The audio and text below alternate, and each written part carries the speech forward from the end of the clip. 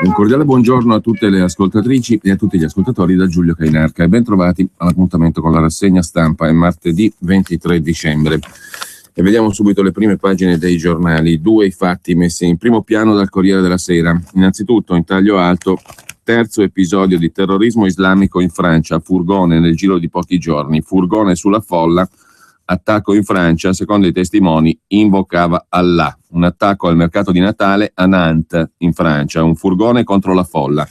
Paura e feriti, parte dei quali gravi. Non risulta rivendicazione religiosa, dicono le autorità, ma i testimoni sostengono che l'autore del gesto gridava Allah Akbar, cioè Allah è grande, con le braccia aperte e lo sguardo rivolto al cielo, prima di pugnalarsi per 9 volte al cuore, ancora dentro al furgoncino bianco dell'attentato. Nel pomeriggio a Montpellier il primo ministro francese, Manuel Valls, aveva evocato il pericolo del terrorismo islamico con queste parole: mai ci siamo trovati ad affrontare una minaccia così grande. La paura che divide un paese, il commento di Massimo Nava. Poi vediamo sia la cronaca che il commento. L'altra vicenda, l'altra questione che il Corriere mette in prima pagina ha a che fare invece con la politica italiana. Altri addii nel Movimento 5 Stelle e caos, 3 parlamentari grillini lasciano il movimento, via libera definitiva della Camera intanto alla manovra, alla legge di stabilità. E Napolitano sui magistrati dice no al protagonismo e evitino esposizioni mediatiche.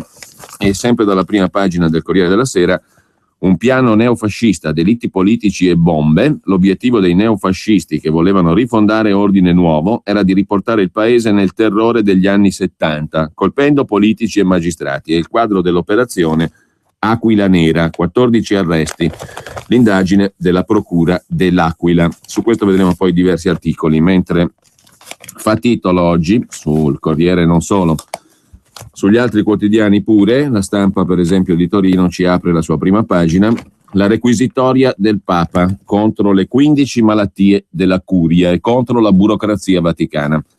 Il commento del Corriere della Sera è affidato a Massimo Franco. La curia vista da casa Santa Marta non deve essere un bello spettacolo, non ancora.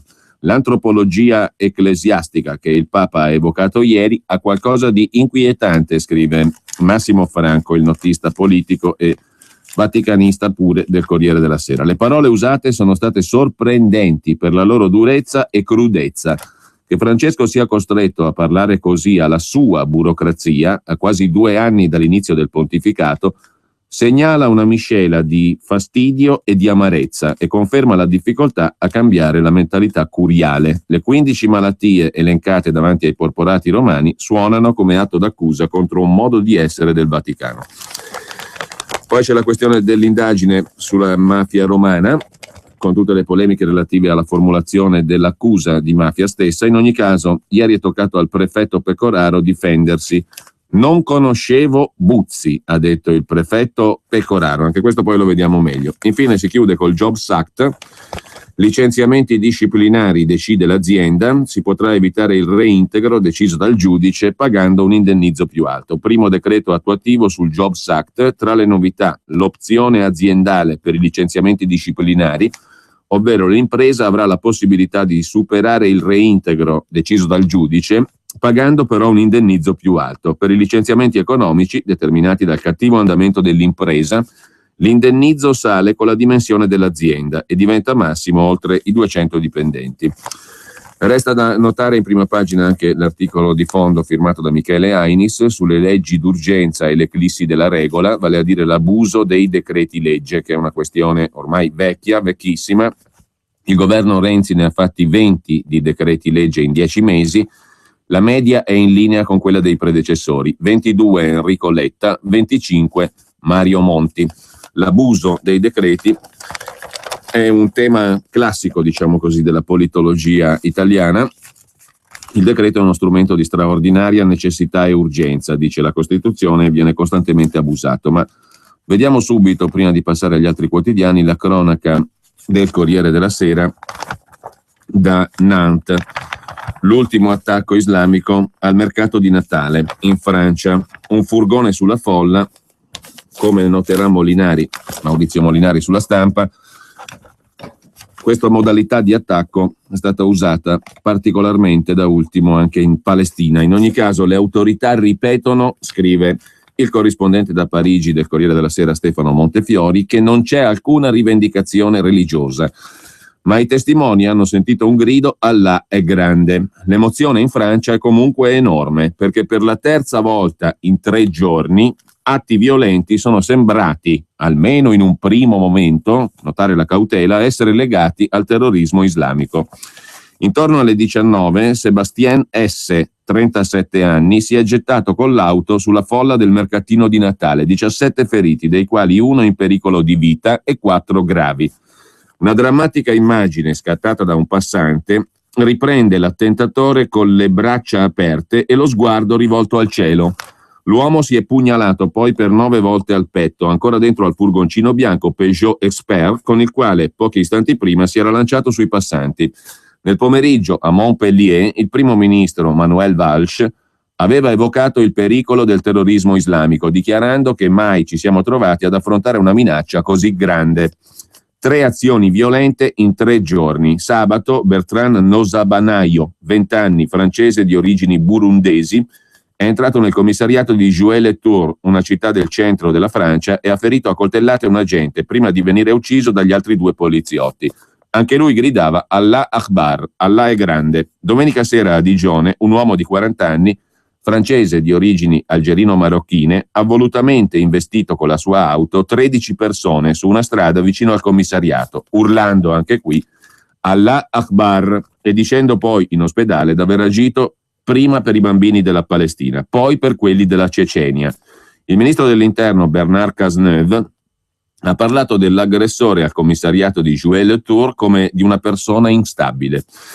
Il procuratore Marie-Christine Tarrare ha poi dichiarato ieri pomeriggio che a Digione non si è assolutamente trattato di un atto terroristico, perché l'autore del gesto è uno squilibrato conosciuto dai servizi di psichiatria, dove era stato visitato per 157 volte negli ultimi anni.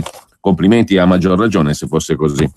Ma molti si chiedono se sia necessaria la perfetta sanità mentale di un attentatore per qualificare le sue azioni come oggettivamente terroristiche. Questo ha investito in auto 13 persone in una strada vicino al commissariato urlando "Allah Akbar". Quanto a Nantes, il procuratore Brigitte Lamy ha dichiarato che si tratta di un caso isolato e che anche qui non si può parlare di atto di terrorismo, cioè investire decine di persone non è terrorismo, gridando "Allah Akbar". Le autorità hanno aggiunto che l'aggressore ricoverato in ospedale è noto alla polizia per piccoli precedenti penali. Attendiamo quelli grandi. È stato ritrovato un quaderno accanto al veicolo, lo stiamo studiando, ha aggiunto la procuratrice. L'uomo alla guida del furgoncino bianco a Nantes è riuscito a entrare con l'auto nella Place Royale, che è pedonale, protetta da una barriera. Non è chiaro come si sia procurato il pass. Ha sfiorato lo stand dove si serviva il vino caldo e ha proseguito la sua corsa per 10 metri, investendo molti pedoni prima di finire contro un palo. Il 20 novembre scorso 3 terroristi francesi arruolati nello Stato islamico, l'ISIS, si sono rivolti in un video ai connazionali musulmani in Francia per esortarli a unirsi ai combattenti jihadisti in Siria o ad attaccare gli infedeli in Francia, avvelenando l'acqua o lanciando le auto sulla folla.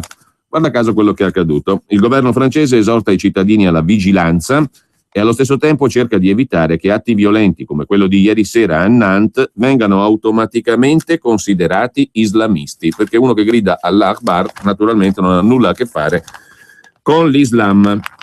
Il commento è quello di Massimo Nava: quei nervi scoperti, le paure del paese, cavalcate da Marine Le Pen. Cavalcate, questi sono fatti di cronaca, non di cavalcamenti. Comunque non sarà semplice trovare un filo logico, una traccia di piano preordinato nell'inquietante sequenza di episodi violenti che hanno sconvolto la Francia nei giorni delle festività. Sono solo 3, aspettiamocene 300 e poi magari il filo logico lo si trova. Ieri sera un'auto lanciata sul mercatino di Natale a Nantes, scrive Massimo Nava sul Corriere della Sera. Un'altra scena di sangue molto simile a quella di 2 giorni fa nel centro di Digione.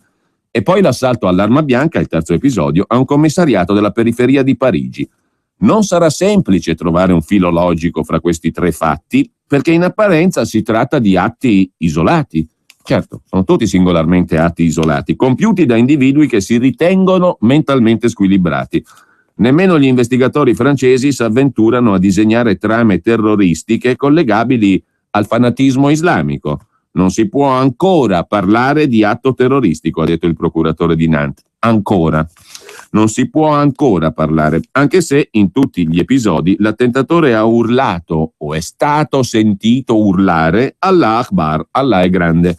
Parola d'ordine con cui si giustificano le azioni più spregevoli, scrive Nava. Ma al di là delle indagini, il collegamento più semplice e automatico è già stato fatto dall'opinione pubblica e dal mondo politico, in una spirale di preoccupazioni, polemiche e strumentalizzazioni che si connette con altri episodi che in forma anche più grave da Sydney a New York hanno sconvolto il mondo. Connettersi è il termine appropriato, ci spiega il giornalista del Corriere della Sera, perché la rete favorisce amplificazioni mediatiche e collegamenti non sempre coerenti, ma del tutto plausibili quando fanatismo, vendetta, malintesa giustizia possono produrre serial killer. Così la Francia si sente ancora una volta nel centro del mirino, non tanto per la gravità degli episodi, quanto per la sensazione diffusa che il paese sia troppo esposto all'estremismo fanatico, alla predicazione radicale islamica, all'importazione dei conflitti etnico-religiosi che insanguinano il mondo. Cresce una domanda di fermezza e di controllo dell'immigrazione, facilmente cavalcata dal fronte nazionale di Marine Le Pen. Viene messa a dura prova la tradizione repubblicana che sia da sinistra sia da destra ha sempre difeso una certa idea di paese tollerante, integrato, universale. La polemica investe in prima persona il presidente Hollande, che forse non ha scelto il momento migliore, conclude Massimo Nava, per rilanciare la possibilità di allargare il diritto di voto agli immigrati. I nervi sono scoperti. Forse ha ragione chi ha coniato il termine islamopsichiatria. Questo è il fantastico commento di Massimo Nava sul Corriere della Sera. C'è poi l'analisi di Guido Olimpio: non serve un ordine dall'alto, è il piano dei 1000 tagli per far sanguinare l'Occidente. Guido Olimpio faccia una telefonata a Massimo Nava e gli spieghi almeno 2 o 3 cose, senza un piano particolare e a volte anche senza armi. I più organizzati, come è avvenuto a Ottawa in Canada e a Sydney in Australia, si portano dietro un fucile da caccia, altri si arrangiano con un'ascia o un coltellaccio, ma sempre con maggior frequenza si affidano a un'automobile con la quale investono passanti inermi. Il filo logico che non trova Massimo Nava magari lo aiuta Guido Olimpio a trovarlo. Una vecchia forma di terrorismo spontaneo usato da Hamas in Palestina e che è tornato d'attualità dopo i suggerimenti del portavoce dello Stato islamico al-Adnani in uno dei suoi sermoni. Se non avete una pistola, investiteli con la vostra macchina, ha detto il portavoce dello Stato islamico, l'ISIS, una minaccia destinata a riprodursi per imitazione anche da chi non ha alcun legame col movimento jihadista. Ora è la Francia, domani sarà in qualche altro paese occidentale, scrive Olimpio. Un pericolo da non sottovalutare, così come un fenomeno di grande impatto emotivo, intanto perché è facile da attuare. Non serve logistica, non è necessario pensare a vie di fuga, si agisce e basta, in base alle opportunità e al momento. L'aggressore prende di mira bersagli non protetti, difficile pensare che una pasticceria in Australia potesse essere un obiettivo, e ancora meno i banchetti di un mercatino di Natale o un marciapiede pieno di pedoni.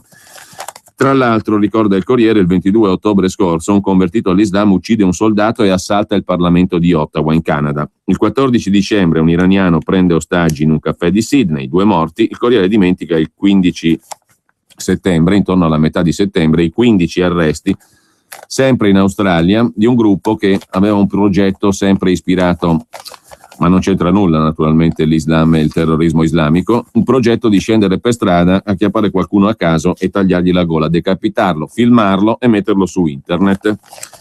In Australia. Impossibile proteggere gli obiettivi, scrive Olimpio, perché non ve ne sarebbe una ragione, ma il ripetersi degli episodi spingerà le autorità a pensare qualcosa. A Gerusalemme hanno blindato le fermate dell'autobus, ma questo non ha impedito altri attacchi a bordo di veicoli.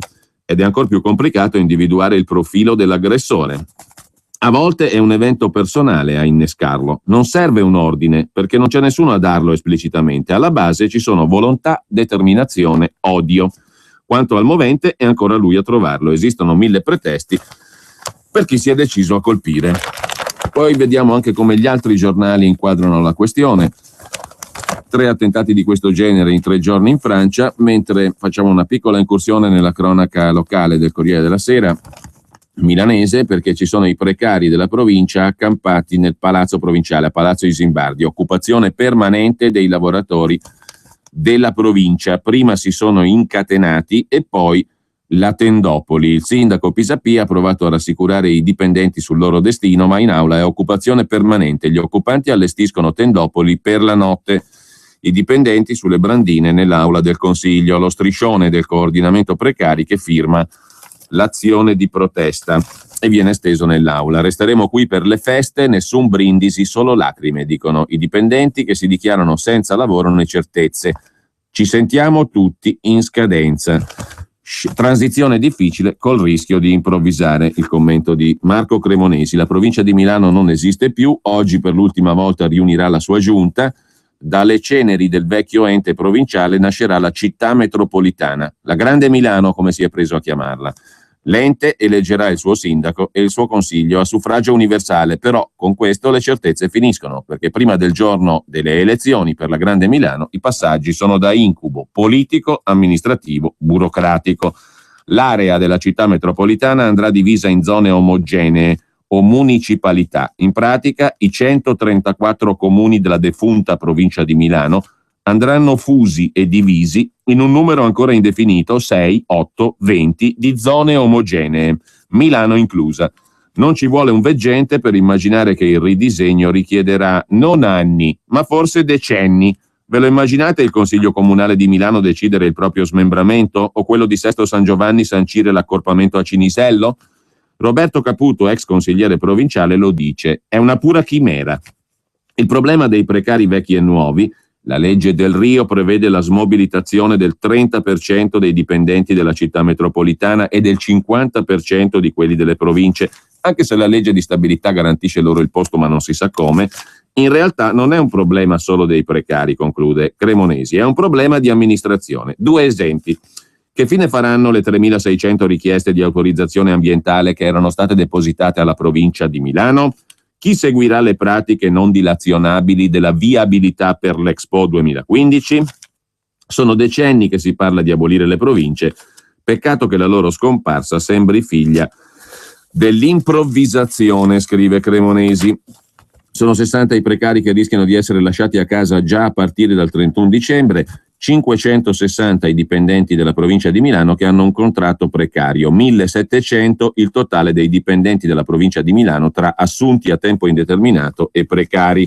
Entro il 2017 il 30% di noi, dice un dipendente della provincia di Milano, sarà ricollocato, ma chi li sceglie? E se nessuno li vuole? Mi sono laureato con 110, ho studiato per il concorso, forse me ne vado all'estero, dice un altro. Mentre per il metro 4 arriva il via libera dalle banche, la linea blu si farà da San Cristoforo fino a Linate, all'aeroporto di Linate, ancora dubbi sulle quote di investimento versate dal Comune di Milano e dai soci privati, mentre il governatore Maroni ha annunciato di aver trovato 105 milioni per il trasporto lombardo, nonché un inno Lombardia terra mia, applausi e critiche all'autore dell'inno, Giulio Rapetti in arte Mogol, insieme a Mario Lavezzi. L'inno è stato presentato in regione, una canzone dedicata alle massaie, dicono i 2 autori, Mogol e Lavezzi.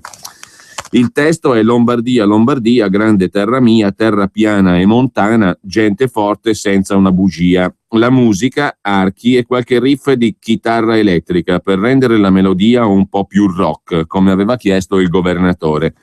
Ecco il neonato inno regionale, affidato oltre un anno fa da Maroni a Mogol e al musicista Mario Lavezzi, scritto dal paroliere in meno di mezz'ora sulle note di una canzone di Lavezzi del 91, bocciato una prima volta in estate perché troppo lento, riarrangiato e presentato ieri in Consiglio regionale. Non è un inno di parte ma di tutti, ha detto Mogol. L'esecuzione è stata accolta con applauso unanime, ma poi sono arrivate le critiche. Dal PD Pizzul dice milanocentrico è un po' scontato. Luzzato Fegiz, critico musicale del Corriere della Sera, dice un inno con troppa retorica. Mentre brevissimamente andiamo alle altre questioni della cronaca lombarda, autovelox verbali da annullare, il giudice di pace boccia Il Comune di Milano ha accolto il ricorso sui tempi di notifica. I 3 mesi partono dallo scatto della foto. Il giudice di pace settima sezione Fabio Di Palma ha accolto il ricorso di una automobilista annullando la multa che il 5 maggio scorso la signora aveva preso in viale Palmanova a Milano. Contro quanto previsto dalla normativa, il Comune aveva deciso di calcolare il termine dal giorno in cui la foto viene visionata dai funzionari anziché dal giorno in cui viene scattata. Illegittimo consentire al Comune, dice la sentenza, di posticipare i termini di decorrenza dell'atto. Sono numerosi i punti della città dove ci sono autovelox e conseguentemente multe.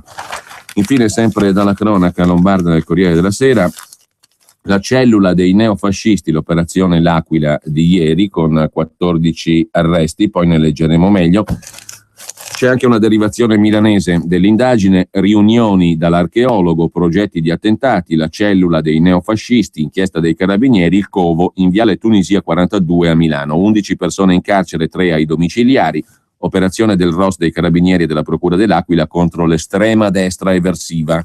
Con l'associazione Avanguardia Ordinovista, gli arrestati progettavano attentati contro il capo dello Stato, ministri, questure, banche, sedi di Equitalia. Nell'organizzazione Luca Infantino di Legnano, che rivestiva un ruolo di spicco. A Milano c'è un indirizzo centrale dell'inchiesta del ROS e della Procura dell'Aquila che ha catturato in Italia 14 persone inquadrate nell'associazione neofascista Avanguardia Ordinovista. Gli arrestati progettavano attentati a questure, prefetture, magistrati, sedi di Equitalia, il capo dello Stato, la Presidente della Camera e ancora ministri, banche, uffici postali. Insomma, erano un esercito temibilissimo costoro. Volevano colpire le grandi città, a cominciare da Milano, e puntavano a seminare il terrore fra gli abitanti. L'indirizzo è viale Tunisia 42, palazzo di 8 piani di fronte alla piscina Cozzi. Qui, l'8 febbraio scorso, l'archeologo Giancarlo Cavalli, professore studioso di nazifascismo, ha messo a disposizione il proprio ufficio per una riunione voluta da Luca Infantino, uno dei capi dell'organizzazione terroristica, e il passaggio ai fatti era ormai imminente, dicono gli investigatori. Agguati e stragi, bombe e proiettili, l'associazione voleva ricreare un clima da anni 70. Nato a Legnano, dove è residente, secondo gli investigatori, il 33enne Luca Infantino ha lavorato al logo e allo statuto di un neopartito che gli arrestati puntavano a fondare e ha messo in internet documenti che sarebbero serviti alla crescita culturale degli aderenti. Manovrava sì nell'ombra, ma non ha disdegnato l'affaccio pubblico. Ha partecipato alla formazione di una lista civica da presentare alle elezioni amministrative, tenetevi forte, di San Vittore Olona, 8.000 abitanti in provincia di Milano, al confine con quella di Varese. Il professor Cavalli non compare nell'elenco dei 43 raggiunti da procedimenti penali, ma nel suo ufficio, l'8 febbraio alle 11 del mattino, si è tenuto il primo incontro politico-culturale della scuola politica Trischele, il presunto laboratorio di idee dei neofascisti. Incaricato di occuparsi della scuola era Infantino, uno che nel mare delirante di pensieri, frasi, proposte e annunci detti e scritti dai terroristi aveva creato uno schema d'azione. Infantino aveva posto premesse, aveva delineato gabbie per gli obiettivi e aveva introdotto l'argomento armi. Ma forse più che le armi servivano persone. Intanto possiamo utilizzare ordigni artigianali costituiti da fertilizzante e reperibile sul mercato, così da evitare passaggi di mano. La verifica comporterebbe un controllo sull'identità delle persone, dice intercettato Infantino. Dopodiché Infantino dava importanza alla frequentazione col resto dei lombardi, a far gruppo. Valerio Ronchi, nato a Mariano Comense, residente ad Arosio, sempre in provincia di Como, stesso paese di Giuseppa Caltagirone, Daniela Bugatti, residente a Milano, in via Capecelatro, Jacopo Cozzi, nato a Cuggiono, provincia di Milano, Tiziana Agnese Mori, Pavia, Ornella Carolina Regina Garoli, nata a Milano, Franco Grespi, nato a Milano. La regione era bacino di pesca, di selezione e di sviluppo dei percorsi individuali. Facebook e i cellulari erano il canale principale di comunicazione. È proprio una bella cellula di intelligentoni. Tra l'altro, detto del ruolo di primo piano di Infantino, bisogna parlare del capo. Stefano Manni, 48 anni, ex sottufficiale dei Carabinieri, congedato e assunto dalla Servizi Elicotteristi Italiani, riconducibile alla famiglia Nardi, collegata ai militanti di Ordine Nuovo. Così su Milano, mentre dopo 5 ore di scavi è stato dissepolto un Kalashnikov che è servito in svariati agguati. È stato trovato nel campo Rom di via Negrotto, l'arma in un copertone nascosto nel fango. Polizia in forze per evitare rivolte da parte dei Rom. Un'ottantina di uomini delle forze dell'ordine ha fatto irruzione nel campo di via Negrotto a Milano ieri alla ricerca di armi. I poliziotti hanno scoperto un Kalashnikov nascosto all'interno di un copertone. Ne sono voluti 80 per evitare che la polizia venisse respinta dai Rom, mentre segnaliamo rapidissimamente a questo punto anche un'altra questione con la quale lasciamo il Corriere della Sera. Moschea a Pavia paga il Qatar 5 milioni di euro dallo Stato arabo a Pavia. Un simbolo di integrazione, dicono i musulmani, ma in Lombardia è polemica. No a Varese, in Brianza ai nuovi luoghi di culto. Pronto il progetto Pavese, attesi i finanziamenti del Qatar. I musulmani nel Pavese sono 3.000, scrive il Corriere della Sera, mentre Repubblica si occupa della riforma della sanità lombarda, 4 progetti diversi e caos nel centrodestra, Lega, Forza Italia, NCD e Fratelli d'Italia lontani dall'intesa. Oggi altro vertice, il nodo è la limitazione dei privati. Maroni, i ciellini e i veleni dentro Forza Italia, i motivi dello stallo, scrive Rodolfo Sala su Repubblica. Impossibile dire se i partiti riusciranno ad arrivare a un testo condiviso. All'assolutismo di Formigoni è subentrata una guerra di fazioni con interessi contrapposti. E poi c'è l'inno lombardo che piace a Maroni, ma è una canzone riciclata del 91, presentato ieri a Palazzo Lombardia da Mogol e Lavezzi. Quella melodia era emozionante, dicono gli autori, l'abbiamo ripescata. Infine il Giornale, che in cronaca di Milano parla della violenza antagonista, è la stessa delle cosche mafiose, scrive il Giornale. Dopo l'assalto alla sede dei Democratici, un agguato degli antagonisti anche all'hotel Milton. Il PD non difende abbastanza il racket delle occupazioni e allora si fa irruzione in una sede, si spacca tutto, si terrorizzano i pensionati. Il sindaco si permette timidamente di prendere le distanze dagli eccessi degli squatter, si attacca a Palazzo Marino, si prende a uova il suo portavoce. Ultima puntata l'altra notte. I centri sociali devastano l'hotel che ha osato ospitare un convegno dell'ultradestra. È ora che Pisapia scarichi gli autonomi, scrive il Giornale. Mentre il governo pubblica anche l'elenco dei pagamenti effettuati dal Comune di Milano nel 2014, tra consulenti e convegni se ne sono andati 6 milioni di euro. E lasciamo con ciò la cronaca lombarda per andare alla prima pagina della Stampa di Torino. La frustata del Papa alla Curia è il titolo d'apertura, parole durissime di fronte ai prelati, basta con le doppie vite e l'esibizionismo. Durante il discorso per i tradizionali auguri di Natale, Francesco elenca le malattie spirituali della Chiesa. Sono parole rivolte a tutti noi, scrive il vice direttore della Stampa Massimo Gramellini, e da 1000 anni, dice il priore di Bose Enzo Bianchi, sempre sulla Stampa, da 1000 anni nessuno parlava così. Dal Papa a Napolitano, passaggio molto più breve di quanto non si immagini, Napolitano al CSM, al Consiglio Superiore della Magistratura, bacchetta le toghe ai magistrati. Protagonismi impropri dei pubblici ministeri, ha detto il capo dello Stato ancora per poco. Sui Marò, dall'India prove negative di sordità, ha detto il capo dello Stato, e sui militari all'estero è mio per stare a casa, non si può scappare dal mondo, ha detto ancora Napolitano. In taglio alto sulla Stampa l'intervento di Barbara Spinelli, già compagna del defunto ministro dell'economia Padoa-Schioppa, sull'immigrazione, in visita nel centro di identificazione e di espulsione, la nostra parte buia, zoo per umani, ma senza erba né alberi come quelli che sono concessi oggi perfino agli animali. Mentre non si ferma la fuga dai 5 Stelle, lasciano altri 3 parlamentari, titola la Stampa a centropagina. Michele Brambilla si occupa invece della burocrazia alla quale non piace il carcere che funziona. Ritorna allo Stato la gestione delle mense affidate alle cooperative. Il lavoro in carcere funziona, la burocrazia lo cancella. Torna allo Stato la gestione delle mense affidate alle cooperative. La spiegazione costava troppo. Replicano le Coop, no, era un risparmio. È un'esperienza conclusa, dobbiamo pensare al futuro, dice il ministro Orlando, ministro di Giustizia. E sempre dalla prima pagina della Stampa, la questione del bambino portato via dal Bellunese e portato in Iraq e Siria a combattere con lo Stato islamico dal papà che poi è stato ammazzato. Sappiamo dov'è il bimbo portato tra gli jihadisti, dicono gli investigatori, lo riporteremo qui. La mamma lo ha riconosciuto in una foto.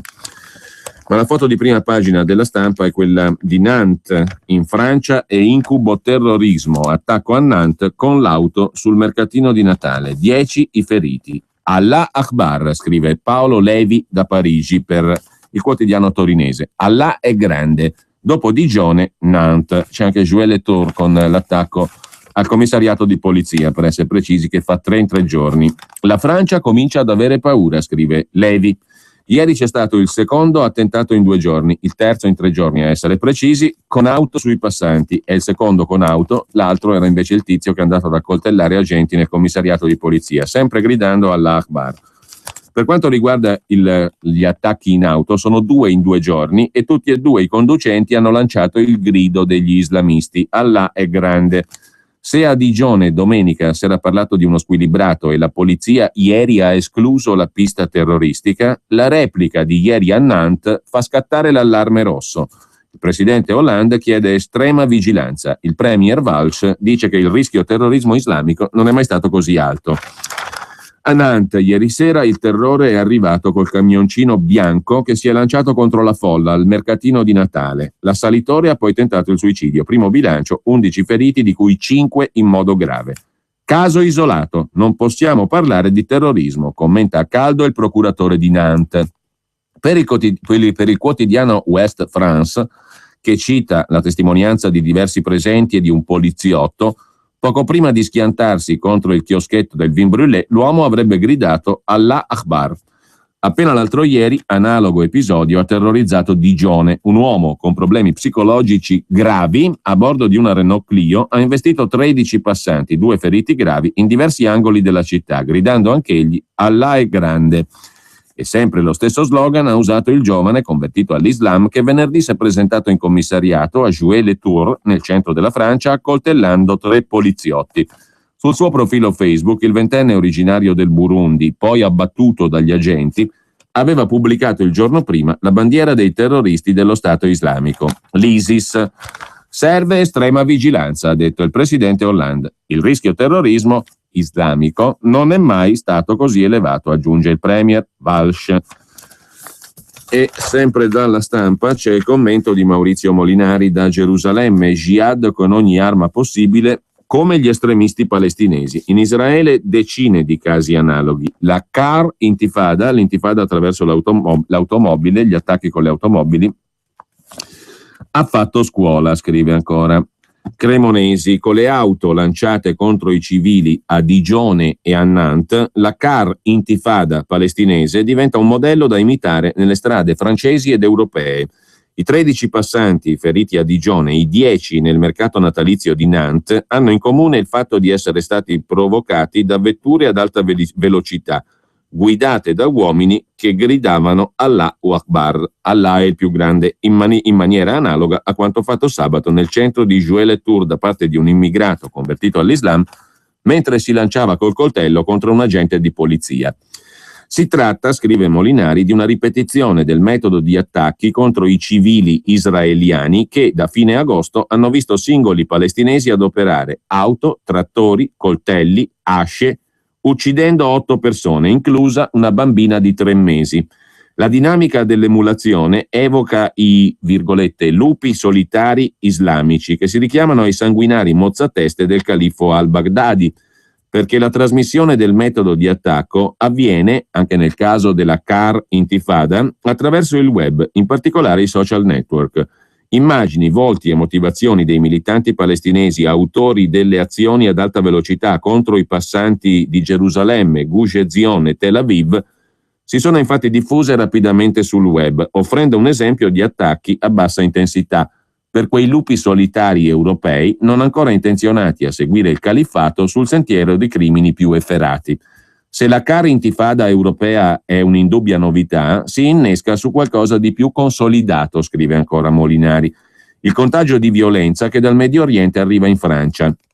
Avvenne per la prima volta fra 2001 e 2002, quando, in coincidenza con la seconda intifada palestinese, quella dei kamikaze contro autobus e ristoranti, le comunità ebraiche francesi vennero investite da un'ondata senza precedenti di microattacchi contro istituzioni, proprietà e singoli che innescarono l'inizio di una significativa emigrazione ebraica dalla Francia verso Stati Uniti e Israele.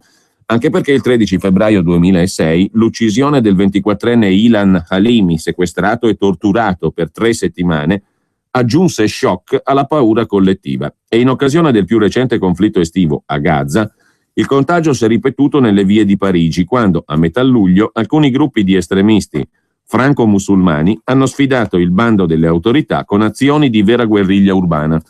Le statistiche rese pubbliche da Parigi su questo tipo di attacchi mettono in luce il dato anagrafico, conclude Maurizio Molinari sulla Stampa. A commettere i reati non sono quasi mai immigrati di prima generazione, ovvero arrivati in Francia dal Nord Africa negli anni 50 e 60, bensì i loro figli, convertiti all'Islam oppure immigrati arrivati molto di recente da paesi arabi e africani. Si tratta di un virus del XXI secolo, scrive Maurizio Molinari. Lasciamo però la Stampa e andiamo a Repubblica. Qui, tra le altre cose, c'è in prima pagina con una certa evidenza l'indagine dell'Aquila, i terroristi neri che dicono uccidiamo politici e preti. Era pronto un colpo nelle festività, i condannati a morte erano 14. I loro nomi erano su un pizzino, un foglio sequestrato ieri dai carabinieri del Rosso durante gli arresti per la nuova eversione nera. La lista è stata trovata a casa di uno dei leader del nuovo terrorismo neofascista. Bersagli facili da colpire perché senza scorta, raccontano le intercettazioni. Tra i bersagli da colpire, Repubblica cita Kyenge, l'ex ministro, Monti e Napolitano. Il piano per un attentato entro Natale. Dobbiamo colpire quelli senza scorta, voglio sentire odore di carne bruciata, le frasi dalle intercettazioni.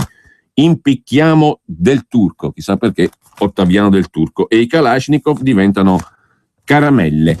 La lista della morte dei nuovi brigatisti neri, titola Repubblica. Sempre poi da Repubblica in prima pagina, burocrazia e ritardi record, la fecondazione eterologa è già un flop. Il 2014 doveva essere l'anno dell'eterologa in Italia, ma il risultato tanto atteso da molte coppie non è stato raggiunto, malgrado la Corte Costituzionale abbia reso possibile il trattamento vietato dalla legge 40. Una serie di ostacoli sta rendendo vana la decisione dei giudici. Andando alle pagine interne di Repubblica, ma molto rapidamente, vi segnalo però un altro tema per quanto concerne la politica italiana, quello del riaccorpamento delle regioni. Dalla regione alpina alla regione del Levante, le 4 proposte che ridisegnano l'Italia. L'idea di ridurre le regioni non è solo del presidente del Lazio Zingaretti. In Parlamento 4 progetti, ma il vero treno sono le riforme costituzionali. Per il presidente del Piemonte e della Conferenza delle Regioni Chiamparino, se il governo vuole, siamo pronti a discutere il riordino territoriale. L'esponente del PD Morassut, autore di un disegno di legge per il riordino delle regioni, ha chiesto alla ministra Boschi di sciogliere prima il nodo nel bicameralismo, nella riforma costituzionale.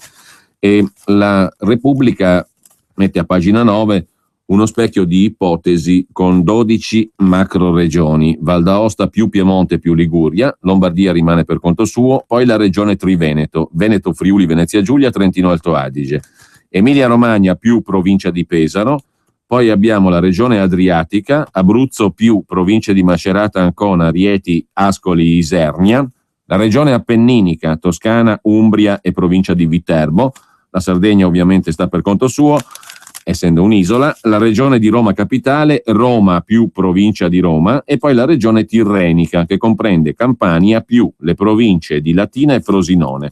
La regione Sicilia, anche lei isola, sta per conto suo in questa revisione. Poi c'è la regione del Levante, Puglia più le province di Matera e Campobasso, e infine la regione del Ponente, Calabria più la provincia di Potenza. Secondo il presidente della Campania e il PDL Caldoro, bastano 6 macro aree, 12 macro regioni. L'ipotesi di Repubblica nella cartina sono troppe. La cartina mostra come sarebbero ridisegnate le regioni secondo la proposta di legge dei deputati del PD Morassut e Ranucci, le 12 macro regioni. Per Caldoro, presidente Campano, ne bastano 6. Sufficienti limitate modifiche della Costituzione, il resto si farà con legge ordinaria, così dice il presidente della Campania. Per quanto concerne invece i fatti di Nantes, Furgone in corsa sulla folla e terrore, 10 feriti, atto isolato, dicono le autorità, ma è psicosi, attenti alle parole, dice Repubblica. Testimoni dicono ha invocato Allah, ma le autorità smentiscono. Sangue freddo, dice il presidente il presidente del Consiglio francese, il premier Valls. Intanto un incidente analogo è capitato anche a Glasgow, scrive Repubblica. Vediamo un po' se poi viene raccontato anche quanto è accaduto appunto a Glasgow. Intanto, scrive Anais Ginori da Parigi, la speranza è che non sempre 3 indizi facciano una prova. Anche questa frase è significativa. Ma perché io devo sperare o non sperare? Si può prendere atto dei fatti e delle parole che dicono gli stessi attentatori, perché non è che uno ha bisogno di essere un genio. Prendiamo atto dei fatti e delle rivendicazioni e di chi li compie e di quello che dicono o no? Perché dobbiamo sperare che 3 indizi non facciano una prova? Poi, per carità, è ovvio che uno spera che le cose non vadano in quella direzione. Si spera che non capitino, ma la speranza non è una cosa molto razionale. Dopo l'attacco a un commissariato di Joué-le-Tour e l'auto che ha travolto 13 passanti a Digione, ieri un furgoncino si è schiantato contro un mercatino di Natale nel centro di Nantes. Non si è schiantato, il conducente ha investito, no che si è schiantato per motivi che Zeus magari li sa lui, il furgoncino. Nell'impatto, avvenuto intorno alle 18, mentre le famiglie facevano lo shopping delle feste, sono state ferite 11 persone, 5 in gravi condizioni. Secondo le prime testimonianze non confermate, il conducente avrebbe gridato Allah Akbar. Dio è grande, Allah più che Dio. Comunque, visto che siamo nel campo dell'imponderabile, va bene tutto. Come il ragazzo che venerdì aveva ferito dei poliziotti prima di essere ucciso e come il guidatore della Renault Clio che ha seminato il panico domenica sera nella capitale della Borgogna. Nonostante le rassicurazioni delle autorità, scrive Repubblica, è impossibile non temere che ci sia un piano dietro a questa serie di attacchi a poche ore di distanza. In un video di qualche settimana fa, i terroristi dello Stato Islamico, ISIS, avevano incitato i musulmani francesi a condurre la guerra santa islamica attraverso attentati con macchine kamikaze nei centri urbani. Le coincidenze sono troppe e spaventano. Sempre ieri, a Glasgow, siamo in Scozia, un camioncino per la raccolta dei rifiuti si è lanciato in una folle corsa nel centro della città, investendo numerosi pedoni e uccidendone 6. Ma sarà un caso anche questo. Secondo il giornalista autorevole che abbiamo citato prima, di cui abbiamo letto il commento, è difficile trovare una logica in tutto questo, un filo logico. Anche a Glasgow succedono cose strane senza logica. Sempre ieri, dunque, un camioncino a Glasgow si è lanciato in una folle corsa nel centro città, investendo numerosi pedoni e uccidendone, ammazzandone 6. Secondo la polizia, il conducente ha avuto un malore. Si è trattato di un incidente. Invito tutti al sangue freddo e al buon senso, ha detto il primo ministro francese Manuel Valls. Non si può parlare di atto di terrorismo, ha detto la procuratrice capo Brigitte Lamy, citando un caso isolato. Nel furgoncino è stato ritrovato un quaderno, ora esaminato dagli inquirenti, che potrebbe confermare o no la rivendicazione religiosa, scrive Repubblica. Secondo fonti investigative, l'autore del gesto, Sébastien S., nato nel 70, avrebbe piccoli precedenti penali. Temiamo le emulazioni, ma niente panico, dice, intervistato da Repubblica, il portavoce del Ministero dell'Interno, Pierre-Henri Brandet. Nella situazione attuale non possiamo parlare di atto terroristico, dice l'esponente governativo, il portavoce del ministro dell'Interno francese. Non dobbiamo cedere al panico o fare collegamenti affrettati tra episodi diversi. È sicuramente un atto volontario, quello di Nantes, da parte di un uomo che si è lanciato contro un mercatino di Natale e poi ha tentato di suicidarsi. Sulle motivazioni reali di quest'uomo, dice il portavoce del Ministero dell'Interno francese, Pierre-Henri Brandet a Repubblica, sulle motivazioni di quest'uomo non possiamo dire ancora nulla di certo. La procuratrice capo di Nantes ha già dato una serie di elementi e nell'attuale fase delle indagini esclude un attacco terroristico. Il guidatore ha urlato Allah Akbar, come sostengono alcuni testimoni? Non è un'informazione che ci è stata finora confermata, risponde il portavoce del Ministero dell'Interno francese. I testimoni saranno sentiti dagli investigatori. C'è anche un quaderno recuperato nell'abitacolo del conducente. Secondo i primi accertamenti i testi sono confusi e riguardano problemi familiari. Al momento seguiamo una patologia psichiatrica come possibile pista. Ovviamente tutte le altre piste saranno esplorate. L'uomo era conosciuto dai servizi dell'antiterrorismo.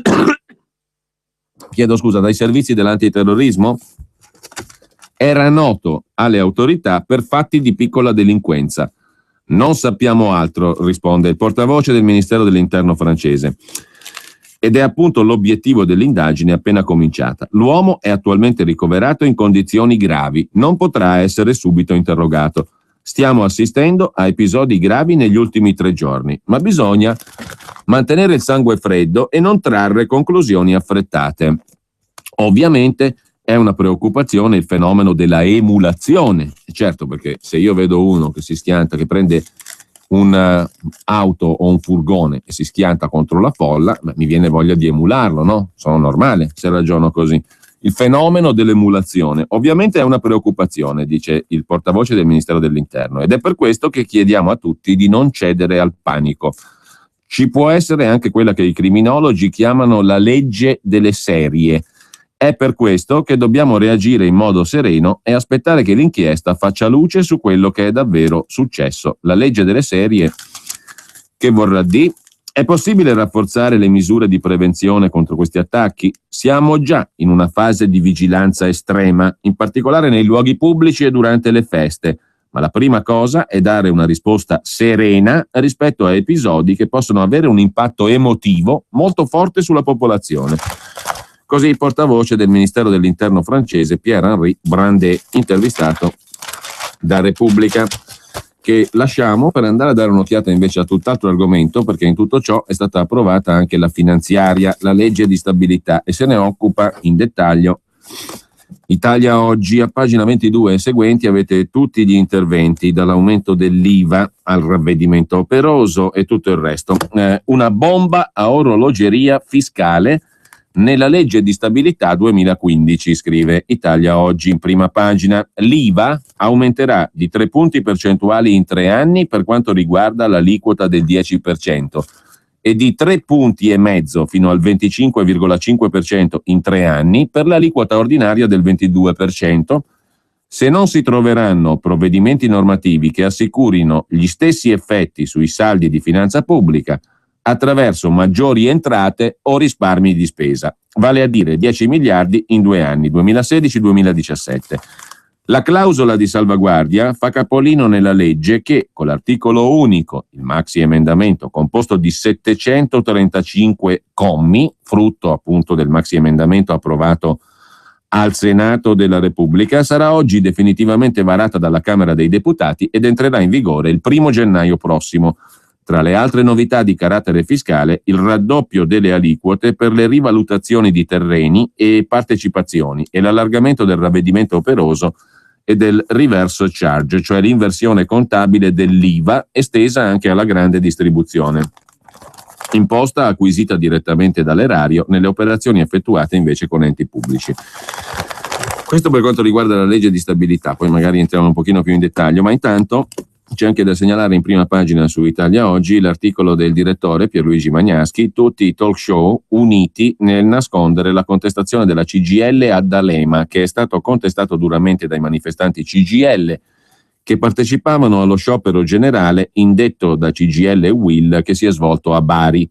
I grandi giornali si sono limitati a un servizietto, una mezza colonna in cui si dava la notizia stringata e la si sterilizzava, perché alla fine si aggiungeva la dichiarazione fatta dallo stesso D'Alema, il quale, scrive il direttore di Italia Oggi, dichiarava che i suoi contestatori non erano della CGIL, bensì della UGL, sindacato non di sinistra. Insomma, la contestazione CGILina ad D'Alema è stata nascosta dai talk show.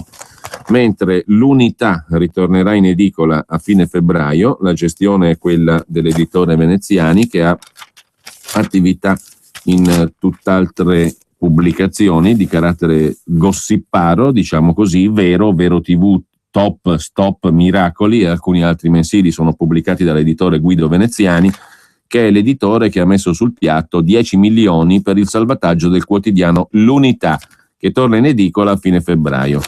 Non credo ci siano problemi all'ok del tribunale, dice il nuovo editore Veneziani. E infine in Liguria c'è l'ex ministro Scajola che elogia Cofferati in vista delle prossime elezioni regionali. Ma c'è anche da segnalare su Italia Oggi, pagina 5, l'articolo di Riccardo Ruggeri che parte dal caso Stasi. Intanto, scrive Ruggeri, annus horribilis il 2014 per me come cittadino. Per tutti il caso Stasi è stato un sofferto processo per un efferato omicidio. Per me no, scrive Ruggeri, è stato un segnale debole, il sintomo di una crisi profonda del paese. Arrivano i ROS, tutte da Ebola, luminol a go-go. All'inizio sembra un telefilm americano anni 90, poi l'indagine si sfarina fino a provare nostalgia per il vecchio maresciallo dei carabinieri. Poi ai ROS si affiancano troupe investigative laiche, i talk show pomeridiani di Rai 1 e Canale 5. Nell'ombra degli studi televisivi, i cosiddetti autori decidono la strategia delle indagini. Alcune loro protesi, inquietanti ragazzotte e ragazzotti con gelato incorporato, il microfono, battono paesi e periferie, intervistano chi capita, sono guidati da nazi conduttori. Format Colombo, il nome dell'assassino all'inizio, le prove seguiranno. All'atere, squadre di ex poliziotti, ex magistrati, esperti d'accatto, nel tepore del salotto televisivo costruiscono il mostro. Costui è spacciato. Il pubblico televisivo si fa opinione pubblica. I giornali cartacei diventano portatori d'acqua. Eventuali dubbi vengono superati dall'orrenda frase «Se non lui, chi allora?» Avendolo già condannato in studio, vogliono che il processo in aula sia una pura formalità, sia la conferma del copione. Nel caso di specie, per 2 volte Stasi viene invece assolto, con loro grande scorno. Poi la Cassazione rimanda e le TV esultano. Terzo processo. Finalmente la giuria condanna Stasi a 16 anni. Gli autori TV e i nazi conduttori fingono tristezza, in realtà gioiscono. Bei tempi, scrive Ruggeri, quando la giustizia la gestivano magistrati e non TV e si applicava il principio scolpito nelle tavole del diritto al di là di ogni ragionevole dubbio. Allora il dilemma era secco, assoluzione o ergastolo. Poi sul discorso magistrati TV si potrebbe fare anche il circolo inverso rispetto a quello che segnala Ruggeri. Bei tempi quando la giustizia la gestivano i magistrati e non le TV. E viceversa, quando i magistrati non gestivano le TV, diciamo così. E i giornalisti, i cronisti giudiziari che dipendono dai magistrati per avere le cosiddette notizie. Mancando le prove si è applicato il codice Masterchef, 16 anni. Mi spiega un amico cancelliere, poche prove, pochi anni di carcere. Quando la sciatteria politica e morale arriva anche nei palazzi di giustizia, significa che il degrado del paese è drammatico. Immaginiamo allora quale sia lo stato di salute della politica. Il 2014 si è aperto col primo governo di sinistra. A febbraio ha promesso un PIL più 0,8%, a consuntivo un disastroso meno 0,5%. L'anno si chiude con una buona notizia, l'uscita di scena dell'ultimo sovrano eurocatto comunista. Ci lascia con discorsi politicamente imbarazzanti, nota Riccardo Ruggeri. A noi restano le macerie da lui create, l'orrendo governo Monti anziché le elezioni e ciò che è seguito. Il consociativismo di nuovo conio Renzi-Berlusconi, altrettanto imbarazzante di quello di vecchio conio, governo sindacati, officianti, Ciampi scalfano. È triste che un grande paese sia governato da 2 personaggi come Renzi e Berlusconi, con uno come Verdini, ufficiale di collegamento. È altrettanto grave che gli oppositori di costoro siano Grillo e Salvini, però questo vogliono gli elettori, dobbiamo rispettarli. La speranza deve essere l'ultima a morire. Personalmente mi aggrappo all'unica opportunità che resta, il nuovo Presidente della Repubblica. Per la prima volta ho avuto un'intuizione politica, una rarità per un impolitico come me. Stante la situazione, lo schema ottimale mi è apparso chiaro. Il duo Renzi-Berlusconi è giusto che governi il paese fino a quando la maggioranza degli italiani lo vorrà. Gli avversari dei due hanno però il diritto di avere un Presidente della Repubblica che funga da contrappeso. Dopodiché Ruggeri dice un nome c'è e lo farò dopo il discorso di fine anno di Napolitano, o almeno l'idea che ho avuto. Pagina 6 invece di Italia Oggi, a proposito di Quirinale, l'articolo di Antonio Fanna: l'esame di Salvini è il Quirinale, in questa vicenda dimostrerà se maneggia soltanto slogan o se possiede anche una strategia, e intanto attira voti sia da Forza Italia sia dal Movimento 5 Stelle. Quando vuoi regalarti un esclusivo momento di piacere, non c'è niente di meglio di un buon caffè. Un caffè preparato con l'inconfondibile Caffè Padano. Caffè Padano, l'espresso buono come quello del bar. Bevi un caffè Padano e sostieni Radio Padania. Chiama subito il numero verde 800 08 68 69 e acquista una fornitura di Caffè Padano. La macchina del caffè è in omaggio, grazie a Radio Padania, la tua radio. Chiama l'800 08 68 69 e prova direttamente a casa tua l'inebriante aroma del Caffè Padano. E ricorda, chi beve Caffè Padano sostiene Radio Padania. Caffè Padano.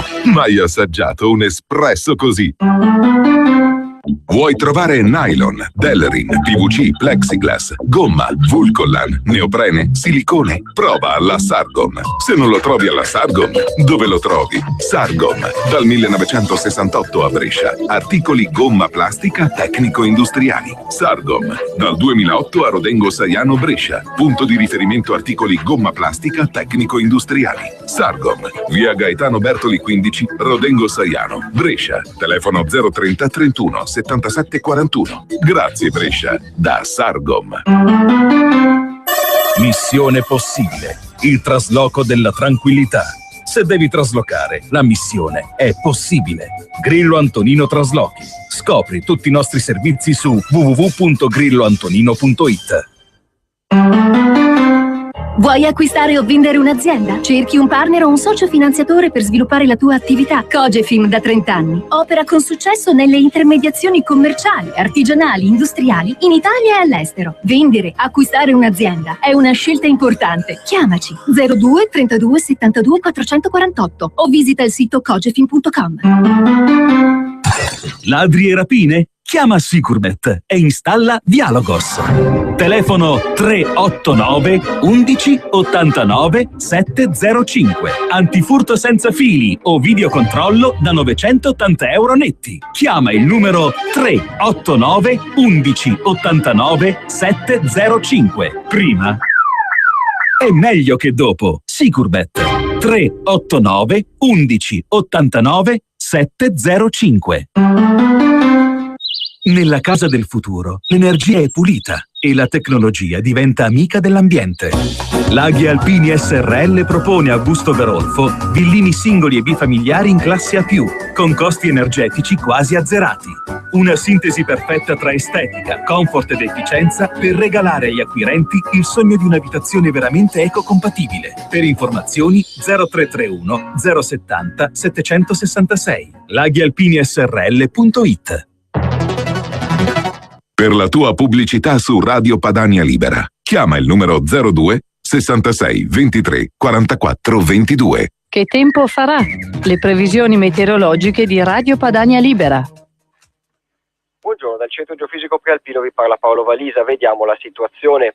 L'anticiclone delle Azzorre si estende sul Mediterraneo fino a Natale, garantisce bel tempo invernale con sole in montagna, ma stagnazione atmosferica e formazione di mari di nebbie sulla pianura. La circolazione atmosferica cambierà a Santo Stefano con aria polare che valicherà le Alpi da nord, spazzando le nebbie sulla pianura e riportando il gelo in montagna.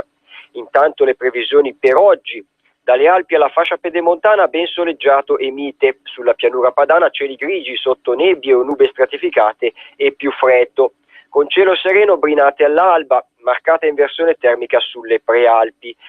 Le temperature massime tra i 4 e 5 gradi sotto le nebbie fino a 12 sulle prealpi dove splende il sole. Mercoledì in parte soleggiato e molto mite su Alpi e prealpi con velature di nubi alte, persistenza delle nebbie e freddo sulla pianura padana. Giovedì ancora soleggiato sulla fascia prealpina con nebbie persistenti sulla pianura padana e passaggi nuvolosi lungo le Alpi, zero termico in calo verso i 2000 metri. Venerdì soleggiato e limpido, vento da nord porterà via le nebbie in pianura e riporterà il freddo in montagna. E per sabato 27 dicembre probabilmente ancora soleggiato ma con freddo pungente e forti gelate notturne. Con questo concludo, auguro a tutti una buona giornata e buone feste. Che tempo farà? Le previsioni meteorologiche di Radio Padania Libera. Natale, Natale, Natale, ma anche Capodanno, la Befana, Mondoflex. C'è la Giovanna in linea. Ciao Giovanna! Ciao a te, ciao a tutti gli ascoltatori di Radio Padania. Quante idee che arrivano dalla Mondoflex, signori, non soltanto materassi, ma tante idee, regalo per tutti i gusti e per tutte le tasche e per ogni ricorrenza. Giovanna, facciamo qualche esempio, dai.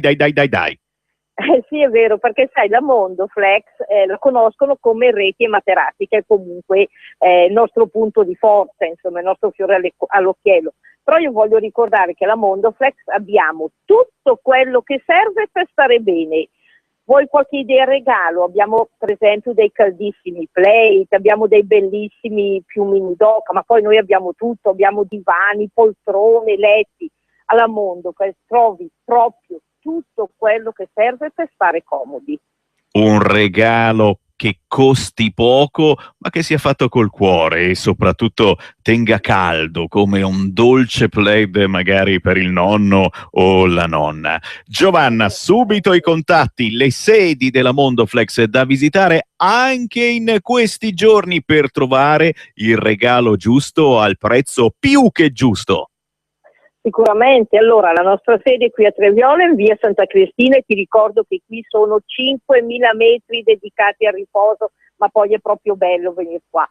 Poi ci troviamo a Melzo in viale Norvegia, a Crema sulla strada statale Crema Lodi, a Brescia nel comune di Castelmella in via Roncadelle e a Desenzano del Garda. Però io ti rubo ancora 30 secondi perché io voglio fare tanti auguri a tutti gli ascoltatori. Auguri di buon Natale, ma soprattutto auguri di buon anno. Voglio che tutti possano realizzare i propri sogni.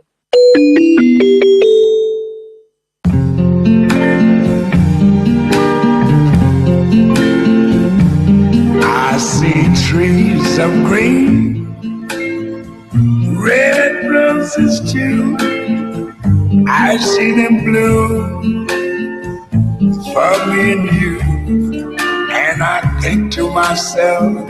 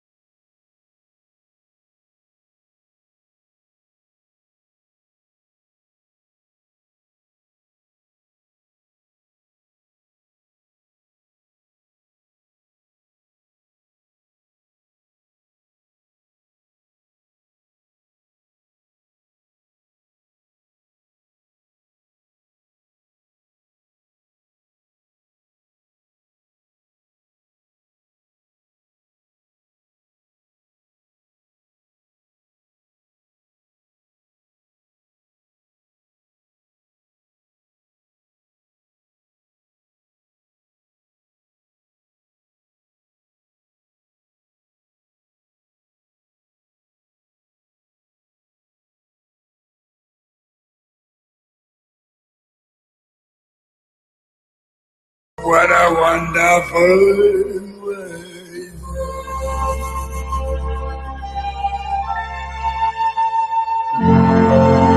Ooh, yeah. Bene, torniamo ai quotidiani, anzi finiamo con Italia Oggi, ma prima c'è un aggiornamento dalla prima pagina dell'agenzia ANSA che rilancia la questione del terrorismo contro l'alta velocità. Come ha detto il ministro Lupi, un incendio doloso alla stazione di Bologna e la circolazione ferroviaria in transito per il nodo di Bologna è rimasta interrotta e registra tuttora forti rallentamenti per un incendio doloso appunto che ha interessato il sistema di gestione e controllo del traffico. Nessun dubbio sull'origine dolosa delle fiamme. Il ministro Lupi dice si è trattato di un nuovo atto terroristico contro il treno ad alta velocità, ma non ci fermeranno nella strada di innovare e di cambiare l'Italia. Tornando invece brevemente a Italia Oggi, oltre all'articolo su Salvini che attira voti sia da Forza Italia sia dal Movimento 5 Stelle, l'esame di Salvini è il Quirinale. Qui dimostrerà se maneggia solo slogan o possiede una strategia, scrive Antonio Fanna. Oltre a questo c'è da segnalare anche a pagina 12 l'articolo di Domenico Cacopardo su una sentenza del Consiglio di Stato sulla par condicio, una sentenza molto sghemba, dice Cacopardo, anche presidente di sezione del Consiglio di Stato. La RAI dovrebbe entrare nel merito delle sue trasmissioni. Cosa dice il Consiglio di Stato? Che il minutaggio non basta a certificare l'equilibrio di una trasmissione, bisogna valutare la qualità, cioè non basta più calcolare quanto spazio viene dato a una forza politica, a un leader o all'altra forza politica o all'altro leader, bisogna calcolare la qualità, il che naturalmente innescherà qualcosa di stupefacente, come scrive Cacopardo, così come stupefacente è la decisione del Consiglio di Stato a proposito appunto di par condicio. E sempre da Italia Oggi, in Campania l'infornata di fine anno, a proposito del prima citato presidente della Campania Caldoro, un bando da 300.000 euro per 3 esperti di comunicazione. L'ACAM, Agenzia Regionale per la Mobilità Sostenibile, cerca giornalisti per farsi pubblicità. A proposito di giornalisti, la vicenda dell'editore Guido Veneziani, l'offerta presentata a novembre da Veneziani per rilevare il quotidiano L'Unità è stata ritenuta congrua dai liquidatori, ma la giudice fallimentare del Tribunale di Roma, che si sta occupando della vicenda, ha chiesto un passaggio tecnico, cioè che il piano di salvataggio dell'Unità sia asseverato in modo da essere certa che i 10 milioni di euro messi sul piatto da Veneziani con fideiussione bancaria vengano tutti destinati al concordato preventivo della NIE, la vecchia casa editrice del quotidiano. Perciò sia i liquidatori sia gli asseveratori hanno predisposto i documenti, presentandoli al giudice la scorsa settimana. Ora non resta che attendere la decisione del tribunale. Non credo ci siano problemi, dice il neo editore in pectore dell'Unità Guido Veneziani. Veneziani non è stato assalito troppo dall'ansia per la vicenda L'Unità, che lo ha portato alla ribalta delle cronache nazionali, scrive Italia Oggi. L'editore, dopo aver presentato il 27 novembre la seconda offerta, quella da 10 milioni di euro, ha salutato tutti e si è sposato con la sua compagna Patrizia Grossi a Parigi, volando poi in Polinesia. Adesso aspetta, per ora ha costituito la Unità SRL, controllata al 95% dalla Guido Veneziani Quotidiani SRL, e al restante 5% partecipata dalla EIU SRL, al 100% del Partito Democratico, presieduta da Adrio De Carolis, a capo dell'Istituto di Ricerca di Mercato SVG. A sua volta la nuova società Guido Veneziani Quotidiani è controllata al 60% dalla Guido Veneziani Editore, casa editrice di settimanali come Vero, Vero TV, Top, Stop, Miracoli e alcuni mensili. Il 40% della PS SRL, i cui soci sono Massimiliano Pessina, il costruttore lombardo detiene il 60%, e Guido Stefanelli, l'amministratore delegato di Pessina Costruzioni, che ha il 40%. Essere uscito allo scoperto con l'operazione L'Unità ha dato molta visibilità a Veneziani, con qualche malumore e invidia. Lo scorso 17 dicembre il sito Dagospia ha riportato una notizia flash, poi prontamente rimossa con tante scuse, in cui si diceva che l'agenzia La Press aveva chiesto il fallimento di Veneziani per un debito di 600.000 euro. Una bufala, risponde Veneziani. Dagospia si è scusata per la falsa informazione. A pagina 22, 23 e seguenti, come ripeto, poi ci sono gli articoli di approfondimento sulla legge di stabilità, che naturalmente in questo momento non possiamo dettagliatamente illustrare perché sono 6 pagine fitte con tutte le novità, ma soprattutto con la bomba a orologeria sull'IVA, aumento in 3 anni fino a 3,5 punti percentuali in più per l'aliquota del 22%, la famosa clausola di salvaguardia. Il Giornale apre la sua prima pagina con il Papa che asfalta i cardinali, shock nella Chiesa, attacco senza precedenti, si sentono padroni, ha detto il Papa, dei cardinali, ma sono affetti dal cancro delle divisioni. Dalla famiglia agli sprechi, così Francesco prepara la rivoluzione del Vaticano. Non sentitevi padroni di tutto, affetti dal cancro della calunnia. Vanagloria e indifferenza tra le malattie della curia elencate dal Papa, c'è chi vive una doppia vita e chi soffre di Alzheimer spirituale. Alcuni curiali, ha detto ancora Papa Francesco, hanno perso la memoria del loro incontro col Signore e dipendono completamente dalle loro passioni e manie. Un prete chiamava i giornalisti per raccontare cose riservate dei confratelli, così si sentiva potente e avvincente. Poverino, ha detto il Papa, che ha chiesto perdono per alcuni scandali che fanno tanto male. Il Giornale intervista Massimo Introvigne, sociologo e esperto di cose religiose. Chi parla di una bastonata ai preti sbaglia. Al 90% è un discorso spirituale, certi problemi si trovano ovunque. E poi c'è l'articolo di Fabio Marchese d'Agona in retroscena, il messaggio ai cardinali: Francesco non rinuncia a rivoluzionare la Chiesa. Il discorso del Santo Padre è un'anticipazione del terremoto che sta preparando per il 2015 nella sua riforma all'accorpamento dei dicasteri e la diminuzione dei capi delle congregazioni. Questo è l'argomento d'apertura del Giornale, che poi in taglio alto mette anche il mitra nei campi dei poveri rom. Kalashnikov nella Milano di Pisapia, titola il Giornale in prima pagina. Un arsenale nel campo rom. Spuntano anche i Kalashnikov, 3 mitragliatori, non uno come dice il Corriere della Sera, recuperati nell'accampamento di Via Negrotto. I balconi dei cittadini vengono presidiati dalle forze dell'ordine e la deriva della Milano di Pisapia. Il capo della Baraccopoli era leader di una banda specializzata in furti in Via Negrotto a Milano, la Baraccopoli. E ancora dalla prima pagina del Giornale la politica interna con l'appunto di Adalberto Signore, con l'apertura di Berlusconi sul candidato presidente della Repubblica, anche del PD, va bene tutto, insomma, ha detto Berlusconi ieri a Repubblica. Con l'apertura di Berlusconi il Quirinale entra nel patto del Nazareno.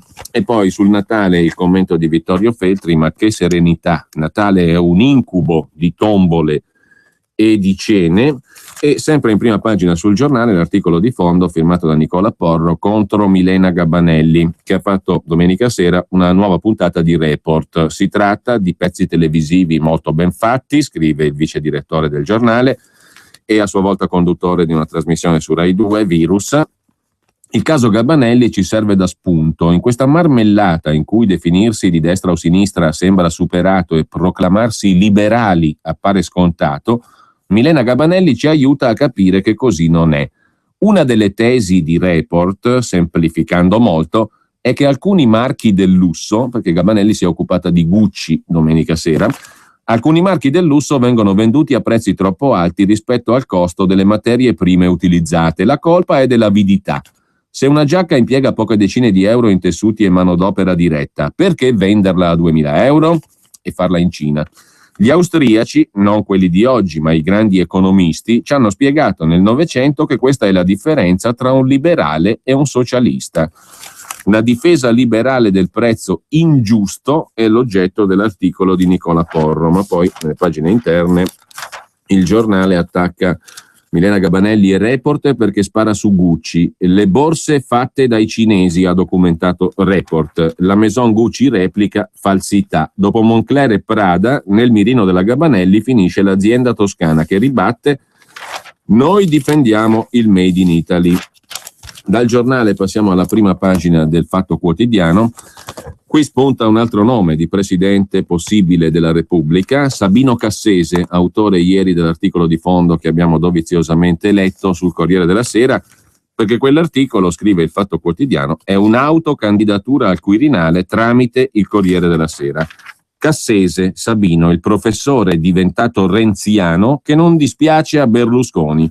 Sul Corriere della Sera scrive un editoriale che pare un manifesto. Serve un presidente che sia solo un equilibratore, dice il professor Cassese. Pronto al Quirinale. Già nel 2013 l'ex giudice della Corte Costituzionale era tra i favoriti. Oggi dice: le cariche pubbliche non si sollecitano e non si rifiutano. Sulla scarica dei 25 e cioè sui candidati alla presidenza della Repubblica, invece si sofferma Marco Travaglio nel suo articolo di prima pagina sul Fatto Quotidiano.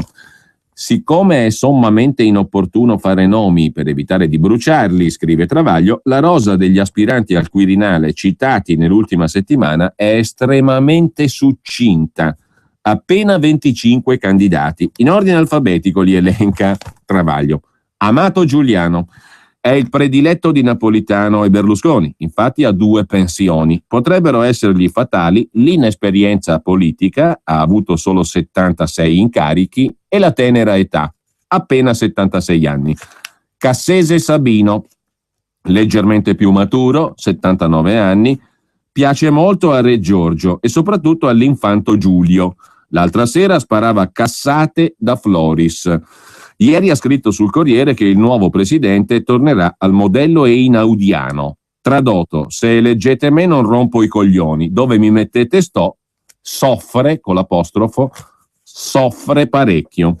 Draghi Mario è riuscito nella Mission Impossible di fare il banchiere senza finire imputato e per giunta non piace alla Merkel, il che in Italia è un doppio handicap. Inoltre, se eletto presidente, farebbe il presidente, non garba a Renzi che per il Colle sta cercando un portachiavi.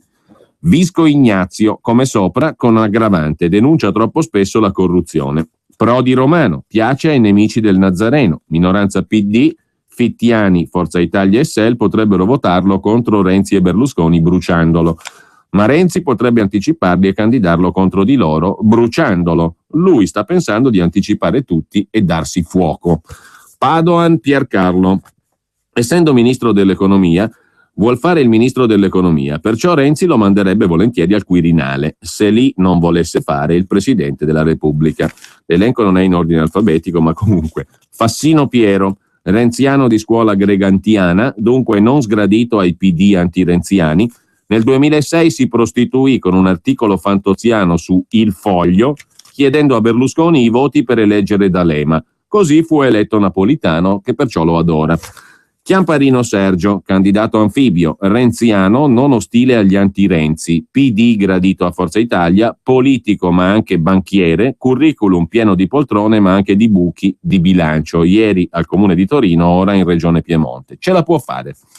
Veltroni Walter, sponsor di Luca Odevaine ma anche di Renzi, nostalgico di Craxi ma anche di Berlinguer, avversario di Berlusconi ma anche dei demonizzatori di Berlusconi. È Nazareno dentro. Quasi perfetto. Muti Riccardo era la prima scelta di Renzi, poi il fatto l'ha scritto, il premier l'ha smentito, quindi era vero. Non ha alcuna esperienza, ergo va benissimo, molto favorito pure dal cognome Muti. Finocchiaro Anna, stoppata nel 2013 da Renzi per via della foto all'Ikea con la scorta, gli diede del miserabile. Ora però si dà un grande affare per la riforma boiata del Senato. E poi è donna, e poi Matteo oggi è più di bocca buona. Severino Paola, avvocato di tutti i grandi gruppi italiani, piace a Berlusconi, Letta zio, la Curia e Caltagirone. Quindi, in un paese serio sarebbe out anche per l'arcicaccia. Qui invece è in pole position. Franceschini Dario, da quando qualcuno ha invocato l'alternanza laici-cattolici, si cerca disperatamente un cattolico, al punto che si è pensato perfino a lui, ma solo per questo motivo. Mattarella Sergio vedi sopra, Casini Pier Ferdinando vedi sopra, Gentiloni Paolo e Rutelli Francesco vedi sopra. Grasso Piero, già nel 2013, appena eletto presidente del Senato, si disse disponibile a un più alto incarico, l'unico esistente, ma nessuno se lo filò. Vedi mai che quest'anno vada di moda il nulla mischiato col niente. Boldrini Laura è l'altra soluzione istituzionale in caso di impasse. Lei insiste molto per una donna al Colle. Può contare già sul suo voto, sempre che non sbagli a compilare la scheda. Bonino Emma, candidata al Quirinale dal 76, è stata con Berlusconi e con l'Ulivo, né cattolica né comunista, pacifista ma pro guerre, non è più in Parlamento, non può contare neppure sul suo voto, scrive Travaglio. Pinotti Roberta è l'unica Renzi girl sopra i 50 anni, il che la rende sospetta agli occhi di Berlusconi. Peccato per il vizietto di usare i voli militari come taxi per tornare presto a casa. Ma chi ci dice che in Italia sia un handicap? Baresi Franco, già capitano del Milan e della Nazionale, è il candidato di Salvini, quindi ha qualche chance in più di Massimo D'Alema. Caprotti Bernardo e Feltri Vittorio, il patron di Esselunga, classe 1925, e l'ex direttore del giornale di Libero sono i candidati di Calderoli. Chi ha voglia di ridere pensi al Porcellum. Napolitano Giorgio nessuno ne parla, ma una nuova eventuale paralisi di veti incrociati potrebbe indurre i partiti a chiedergli un altro estremo sacrificio. Del resto, come titola l'Huffington Post, gli italiani vogliono ancora Napolitano. Se lo meritano proprio, scrive Travaglio, che conclude con un altro candidato al Quirinale. Carminati Massimo non l'ha ancora candidato nessuno. Ci permettiamo di farlo noi sperando di non bruciarlo. Uomo del fare, decisionista, sufficientemente esperto di giustizia ed economia, è forse un po' troppo a destra, però non disdegna il dialogo a sinistra, è perfino socio della Cooperativa Rossa 29 giugno. Potrebbe rivelarsi prezioso presso i grandi elettori per sbloccare l'impasse con uno dei suoi celebri intercalari. Ti fratturo la faccia. Potrebbe aggiungersi Antonio Razzi, perché esponente tipico dell'italianità più verace, per quanto abbia un curriculum penale non all'altezza. E allora da questo punto di vista Nicola Cosentino potrebbe essere un altro perfetto candidato alla presidenza della Repubblica. Che dite? Mentre, sempre dalla prima pagina del Fatto Quotidiano, ce n'è anche per il Papa, spallata alla curia. Nel giorno degli auguri di Natale il Papa processa i prelati, un'evidente allusione ai traslochi del Cardinal Bertone e un discorso durissimo contro chi accumula capitali, la vigliaccheria di chi parla alle spalle, l'Alzheimer spirituale, il terrorismo delle chiacchiere, la vanagloria di chi non è più un uomo di Dio. Così il Fatto in prima pagina. La prima pagina di Libero si apre invece con Grillo, il miglior alleato di Renzi. I 5 Stelle si squagliano, altri 3 parlamentari lasciano il movimento. Tra fughe ed espulsi, dall'inizio della legislatura sono già 26 e 10 hanno la valigia in mano, tutti pronti a sostenere il Premier pur di tenersi il posto e lo stipendio. E così Renzi può stare sereno, mentre continua lo scandalo nel PD. Per iscriversi al partito bastano 20 euro e un nome falso, è ciò che ha documentato La Stampa proprio ieri. Il commento è quello del direttore Maurizio Belpietro sul miglior alleato di Renzi, che si chiama Grillo, voti in calo, parlamentari in fuga, il comico genovese perde pezzi e li regala al PD. I 5 Stelle si squagliano, colpa delle decisioni calate dall'alto e dell'assenza di una regia politica definita. Grazie ai 5 Stelle anche la minaccia dei vari Fassina e Civati di uscire dal PD è diventata sterile. A Montecitorio c'è la coda per sostituirli. In prima pagina però su Libero spicca la foto di Nicole Minetti, ex consigliere regionale in Lombardia, che va all'Isola dei Famosi, anzi dei Formosi. Nicole Minetti a 200.000 euro e Rocco Siffredi, scrive Fabrizio Biasin in prima pagina. Nel cast del reality anche la Minetti con un cachet stellare, 200.000 euro per stare con Siffredi e la sorella di Belen. Mentre per quanto riguarda la finanziaria, l'articolo in prima pagina su Libero è di Antonio Castro, perle di manovra, soldi ai forestali, tasse agli alluvionati che le dovevano pagare entro ieri. Bastonate infine le partite IVA, tasse agli alluvionati, soldi ai forestali, nella legge di stabilità 140 milioni per le tute verdi della Calabria, 100 milioni ai lavoratori socialmente utili di Napoli e Palermo. Ai terremotati siciliani del 90 rimborsi per le imposte versate, mentre per i genovesi salta la proroga dei tributi. E il sito del governo per la trasparenza confonde le acque, scrive Franco Bechis a proposito del sito soldipubblici.gov.it. Il nuovo sito sulla trasparenza, le spara più grosse del Premier, scrive Bechis. Il rottamatore esulta per il portale con l'elenco di tutte le spese con soldi pubblici, ma è un portale, un sito pieno di errori e confuso, e alcuni dati come gli sprechi del Campidoglio per i Rom sono introvabili. E sempre dalla prima pagina di Libero l'articolo di Mario Giordano sui predoni del gettone di presenza. In un anno 1133 riunioni di commissioni consiliari ad Agrigento, 3 al giorno, feste comprese. La città siciliana è ultima per la qualità della vita, un attivismo inutile, finalizzato a riscuotere il gettone di presenza. Al comune di Agrigento 1133 riunioni di commissioni consiliari nel 2014, si riuniscono 10 volte più di quelle di Trento. Risultato, la città siciliana è ultima nella classifica del benessere, Trento è al secondo posto. Per chiudere dalla prima pagina di Libero, terrore in Francia, guerra santa islamica al volante, falciano i passanti invocando Allah. L'articolo è di Francesco Borgonovo. Dopo Digione, Nantes. Non era solo sulla sua auto l'uomo che 2 giorni fa a Digione, in Francia, si è lanciato contro la folla gridando Allahu Akbar, provocando 13 feriti. Non era solo l'altro uomo che, a bordo di un furgone e lanciando lo stesso urlo, ha travolto ieri una bancarella che vendeva vino caldo in un mercatino di Natale a Nantes, ferendo 11 persone e poi cercando di togliersi la vita con un pugnale nel cuore.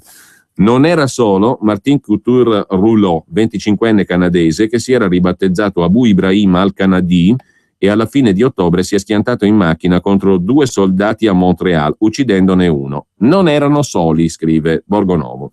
Seduto al fianco di questi uomini c'era un oscuro passeggero, simile a quello che accompagna il serial killer Dexter nell'omonima serie TV. Non so cosa sono, ma di certo so che c'è qualcosa di oscuro in me. E lo nascondo, sicuramente non ne parlo, ma c'è sempre. Questo oscuro passeggero, quando lui è a guidare, io mi sento vivo. Una voce che comincia a sussurrare e poi si mette a gridare. Ma insomma, la sostanza rimane quella. Lasciamo però anche Libero e andiamo alla prima pagina del manifesto che riesuma un fotogramma del PS, anzi dell'interpretazione dei fascisti da parte di Corrado Guzzanti, i fascisti su Marte. Ordine vecchio è il titolo d'apertura del quotidiano comunista sul blitz della procura dell'Aquila che smantella avanguardia ordinovista, 14 arrestati, 31 indagati, progettavano attentati contro lo Stato fantoccio, nel mirino anche Napolitano e Laura Boldrini. Sono fascisti su Marte, cioè delle caricature, forse, scrive il manifesto, ma le armi erano vere. Mentre Renzi dichiara guerra al lavoro autonomo e professionale, esplodono le contraddizioni del governo 2.0. La Camera approva oggi la legge di stabilità e aumenta le tasse e i contributi ai coetanei del Presidente del Consiglio. Lavoro autonomo professionale, le partite IVA per necessità. Stangata fiscale e previdenziale contro i nuovi poveri del lavoro indipendente. L'imposizione crescerà fino al 500%, a rischio 300.000 lavoratori. È quella che il manifesto chiama la guerra di Renzi alle partite IVA. Una stangata fiscale e previdenziale contro questi nuovi poveri del lavoro indipendente. L'imposizione crescerà del 500%, esplodono le contraddizioni del governo. La Camera approva la legge di stabilità che aumenta le tasse e i contributi alle giovani partite IVA.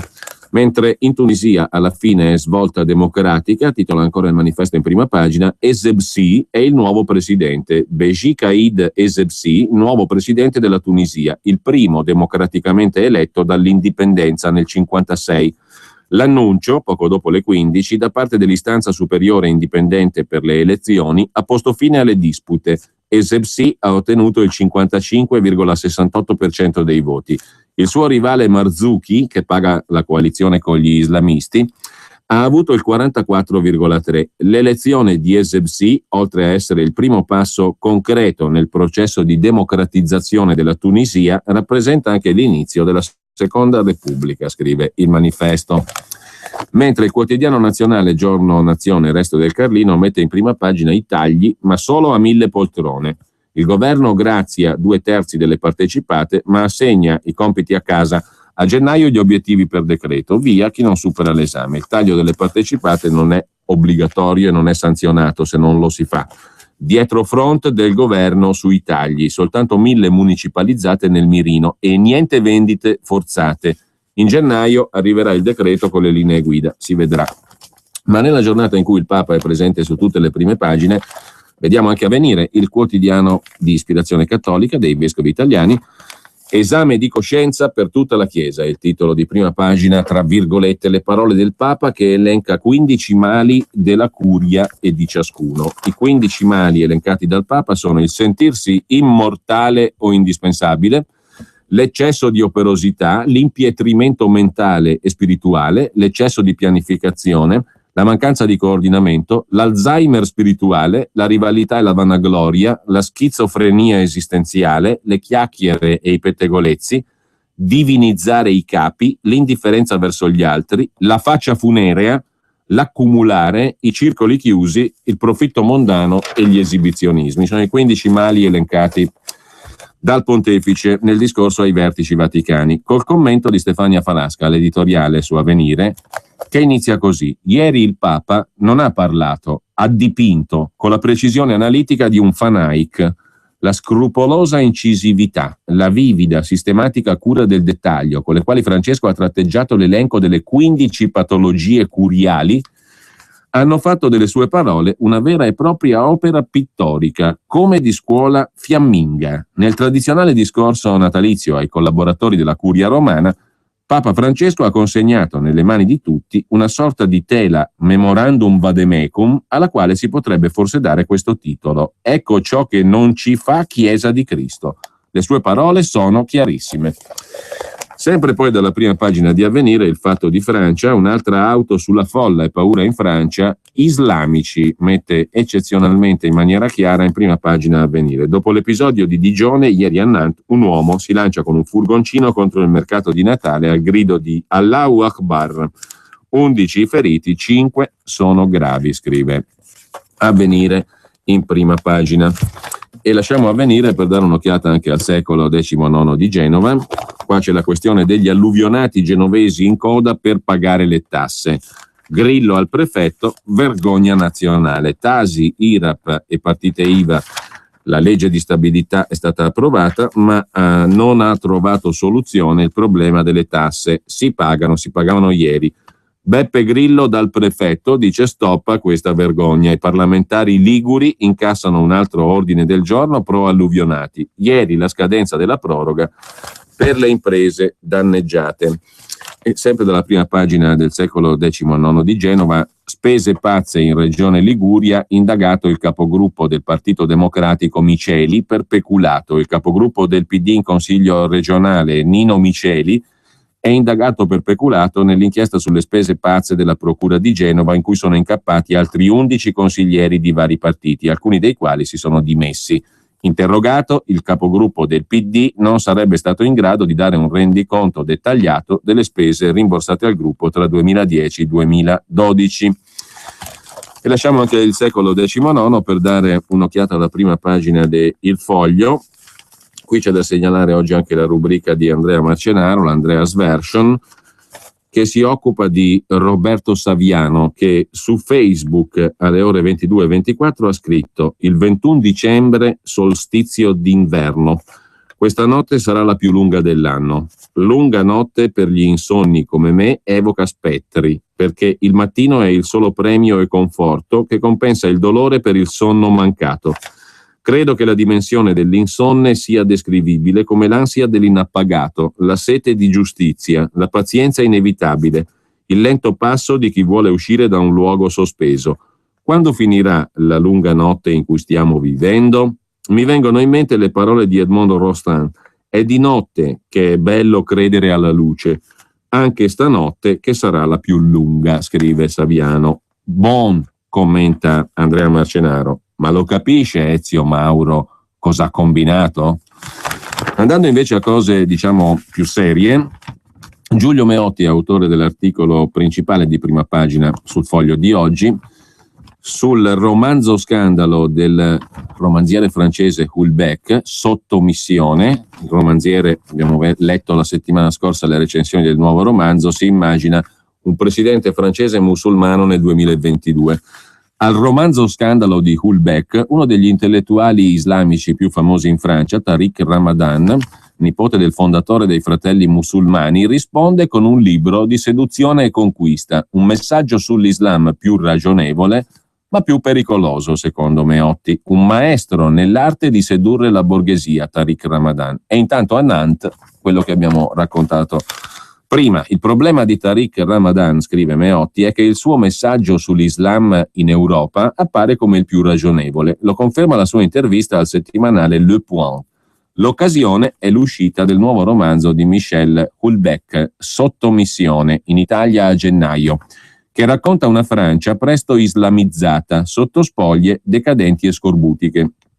A parte liquidare una Parigi maomettana come una pura fantasia destinata a spaventare, mentre ieri sera un furgone è piombato sulla folla in un mercatino di Natale a Nantes al grido di Allahu Akbar, Ramadan afferma che la proliferazione di donne velate, cibo halal nelle mense, oppressioni a far sì che le donne e gli uomini siano separati nelle piscine sono esempi che mi lasciano scettico, dice Ramadan, e registra come buon auspicio la scomparsa del comunitarismo.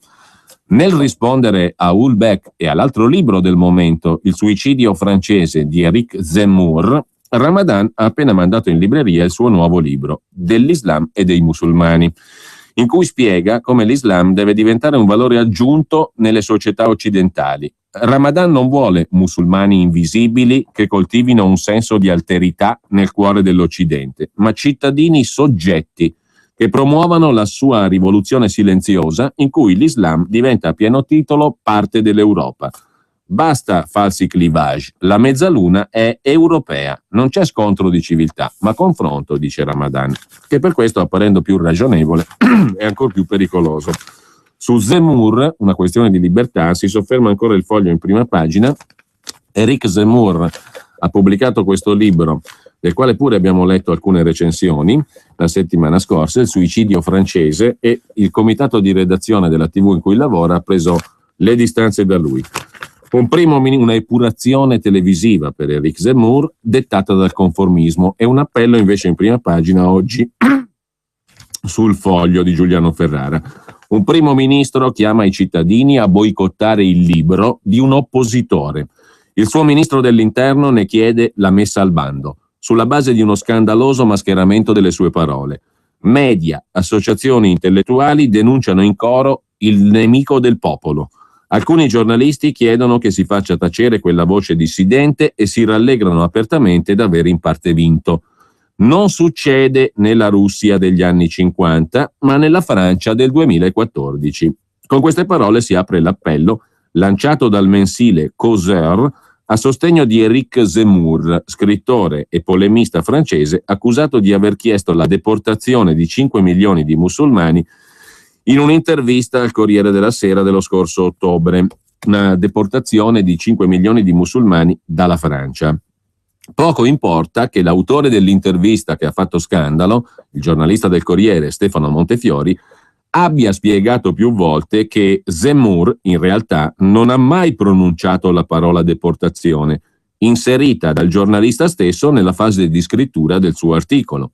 Venerdì scorso, al termine di quella che Le Figaro ha definito una settimana di follia mediatica, l'emittente Itélé, sulla quale da 10 anni Zemmour dibatte su temi di attualità, ha annunciato la cancellazione della trasmissione. Epurazione esemplare per l'autore del bestseller Il suicidio francese, 400.000 copie vendute in 3 mesi, spina nel fianco della Francia di Hollande, con la sua denuncia della dissoluzione delle fondamenta di un paese dove élite e popolo sono sempre più lontani.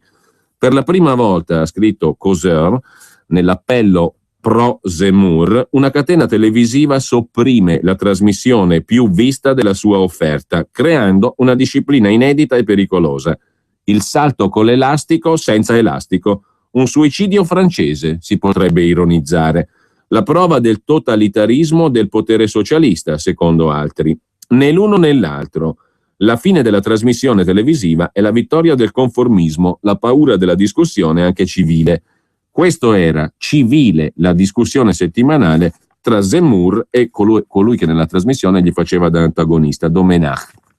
Trasmissione che è stata cancellata. Nell'appello di Causeur, intitolato La libertà di Zemmour è la nostra libertà, si denuncia il fatto che lo scrittore viene volutamente demonizzato non per quello che ha detto, ma per quello che gli si è fatto dire. Siano di sinistra o di destra, d'accordo con la Manif pour tout o con il Mariage pour tout, avversari o sostenitori di Éric Zemmour, coloro che hanno a cuore la libertà di espressione devono sapere che dopo la sua estromissione da parte di Itélé, la libertà oggi è minacciata, dice l'appello. L'appello promosso appunto dalla rivista Causeur a favore di Éric Zemmour, mentre a pagina 2 del Foglio di oggi c'è un articolo interessante in controtendenza rispetto all'inchiesta sul cosiddetto terrorismo nero, l'inchiesta della Procura dell'Aquila. E l'articolo è firmato da Marianna Rizzini e si occupa in primis di Rutilio Sermonti. Chi è Rutilio Sermonti? È un ingegno rinascimentale in un corpo da eterno fascista, lo definisce il Foglio. L'ideologo presunto di avanguardia ordinovista ha 94 anni. Il racconto addolorato del fratello Vittorio. L'indagato appare in un video sul web, data gennaio 2014, su sfondo di finestra, computer e libri. Ha il volto rugoso e la barba bianca. La sua voce sembra uscita da un vecchio disco rovinato dai troppi giri. Le sue parole provengono dalle catacombe della storia non gradita del Novecento. L'indagato parla di falsa conoscenza, controffensiva, duce, mutevole realtà, e dice ai camerati fantasmi che lo ascoltano che non è più tempo di resistenza, ma di agire, agire, agire. Poi l'indagato, Rutilio Sermonti, fratello dello scrittore e dantista Vittorio Sermonti e del genetista antidarwiniano Giuseppe Sermonti, Rutilio, l'uomo di 93 anni, quasi 94, sorride e dice quello che dicono a un certo punto tutti i vecchi che hanno molto vissuto, cioè che lui non ha paura di morire, chiama la morte congedo illimitato, che gli basta vedere che i suoi camerati, o seguaci o giovani amici, hanno gambe e braccia buone per far qualcosa e per dare a lui, che è in sedia a rotelle e sordo al punto da non poter più esercitare la professione di avvocato, un lampo di luce, dice lui. Quasi un anno dopo, il sospetto che pende sull'indagato è pesante. Essere il punto di riferimento ideologico, uomo che incita all'offensiva, dicono gli inquirenti, degli esponenti di un'associazione clandestina neofascista accusata di voler sovvertire l'ordine democratico dello Stato, nome Avanguardia Ordinovista, ieri decapitata con un blitz antiterrorismo dei ROS, con 14 arresti, 44 indagati.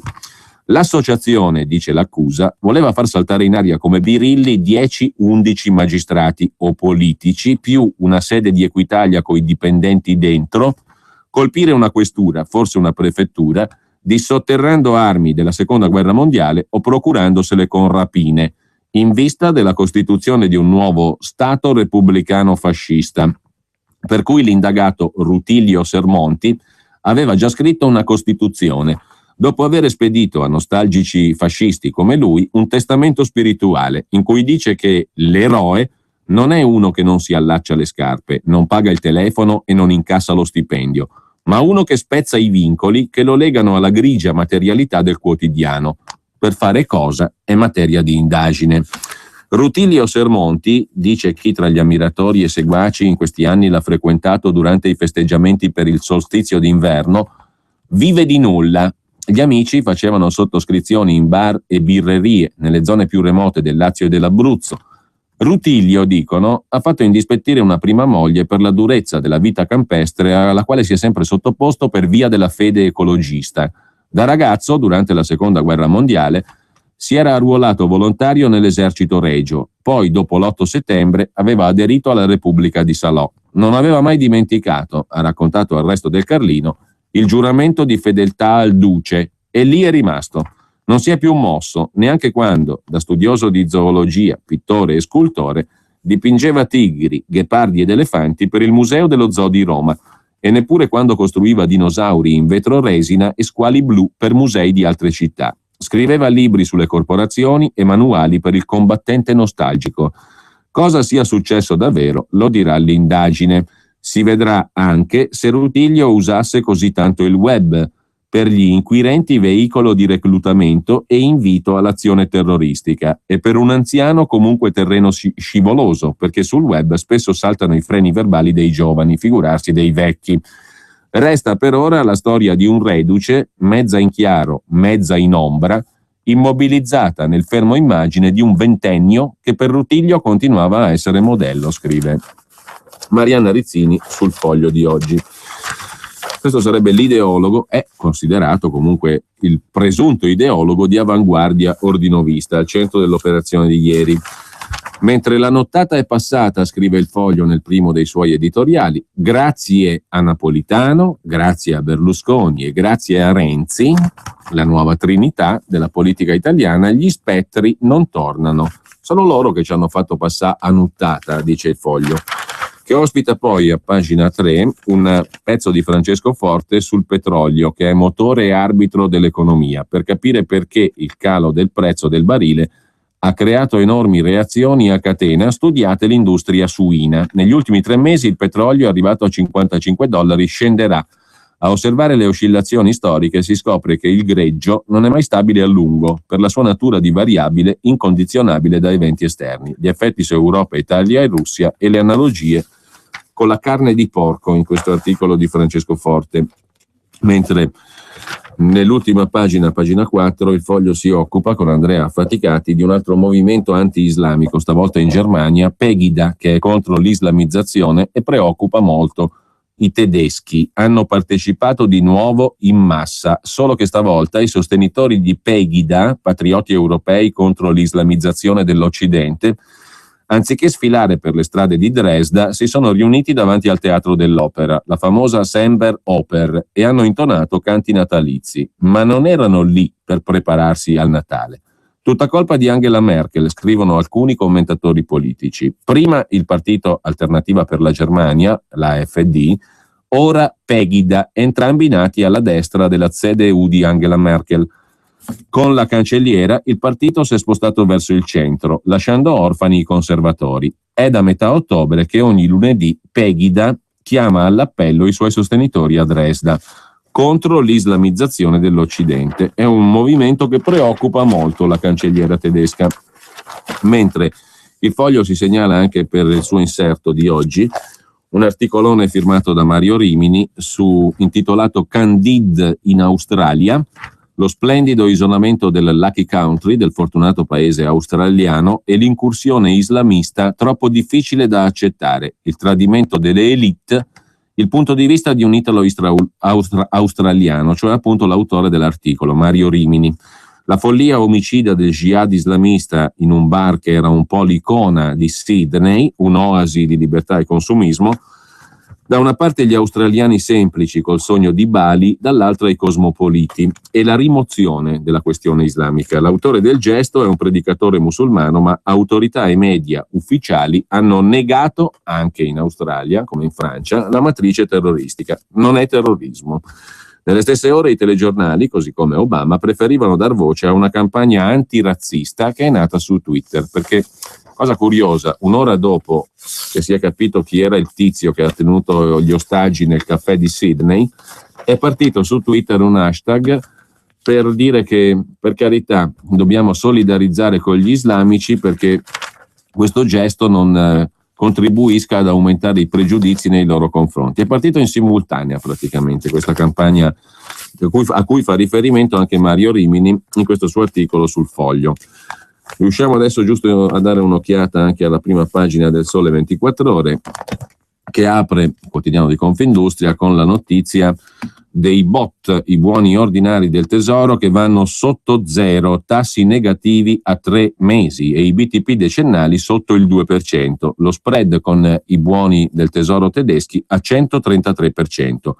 Anche l'Italia, come Francia e Germania, fa registrare tassi negativi sui rendimenti dei titoli di Stato. A centropagina invece immancabile anche quest'anno arriva il decreto mille proroghe, il provvedimento rinnova una serie di termini in scadenza ed è atteso domani in Consiglio dei Ministri anziché lunedì 29. Tra le misure la proroga a tutto il 2015 delle assunzioni da turnover nella pubblica amministrazione collegate alle cessazioni del 2013 e l'allungamento di un anno del tetto ai compensi dei manager pubblici. Intanto la Camera ha approvato la legge di stabilità. E poi c'è una novità in tema di reati tributari. Per dichiarazione infedele la soglia diventa più alta, il limite sale da 50.000 a 150.000 euro.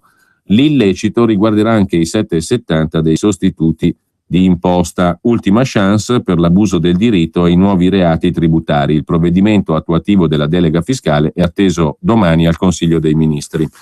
Il limite per la dichiarazione infedele tributaria salirà da 50.000 a 150.000 euro. E adesso abbiamo pochi minuti e chiudiamo con la musica. Intanto la presentazione del nuovo inno della Regione Lombardia da parte del Presidente Maroni. Il nuovo inno della Regione Lombardia è stato presentato ieri sostanzialmente. Lombardia Lombardia è il titolo del brano. Le note sono risuonate ieri per la prima volta nelle orecchie dei consiglieri in anteprima nel Consiglio regionale. Musica e parole di Giulio Rapetti, Mogol e Mario Lavezzi, introdotte dal presidente della regione Roberto Maroni.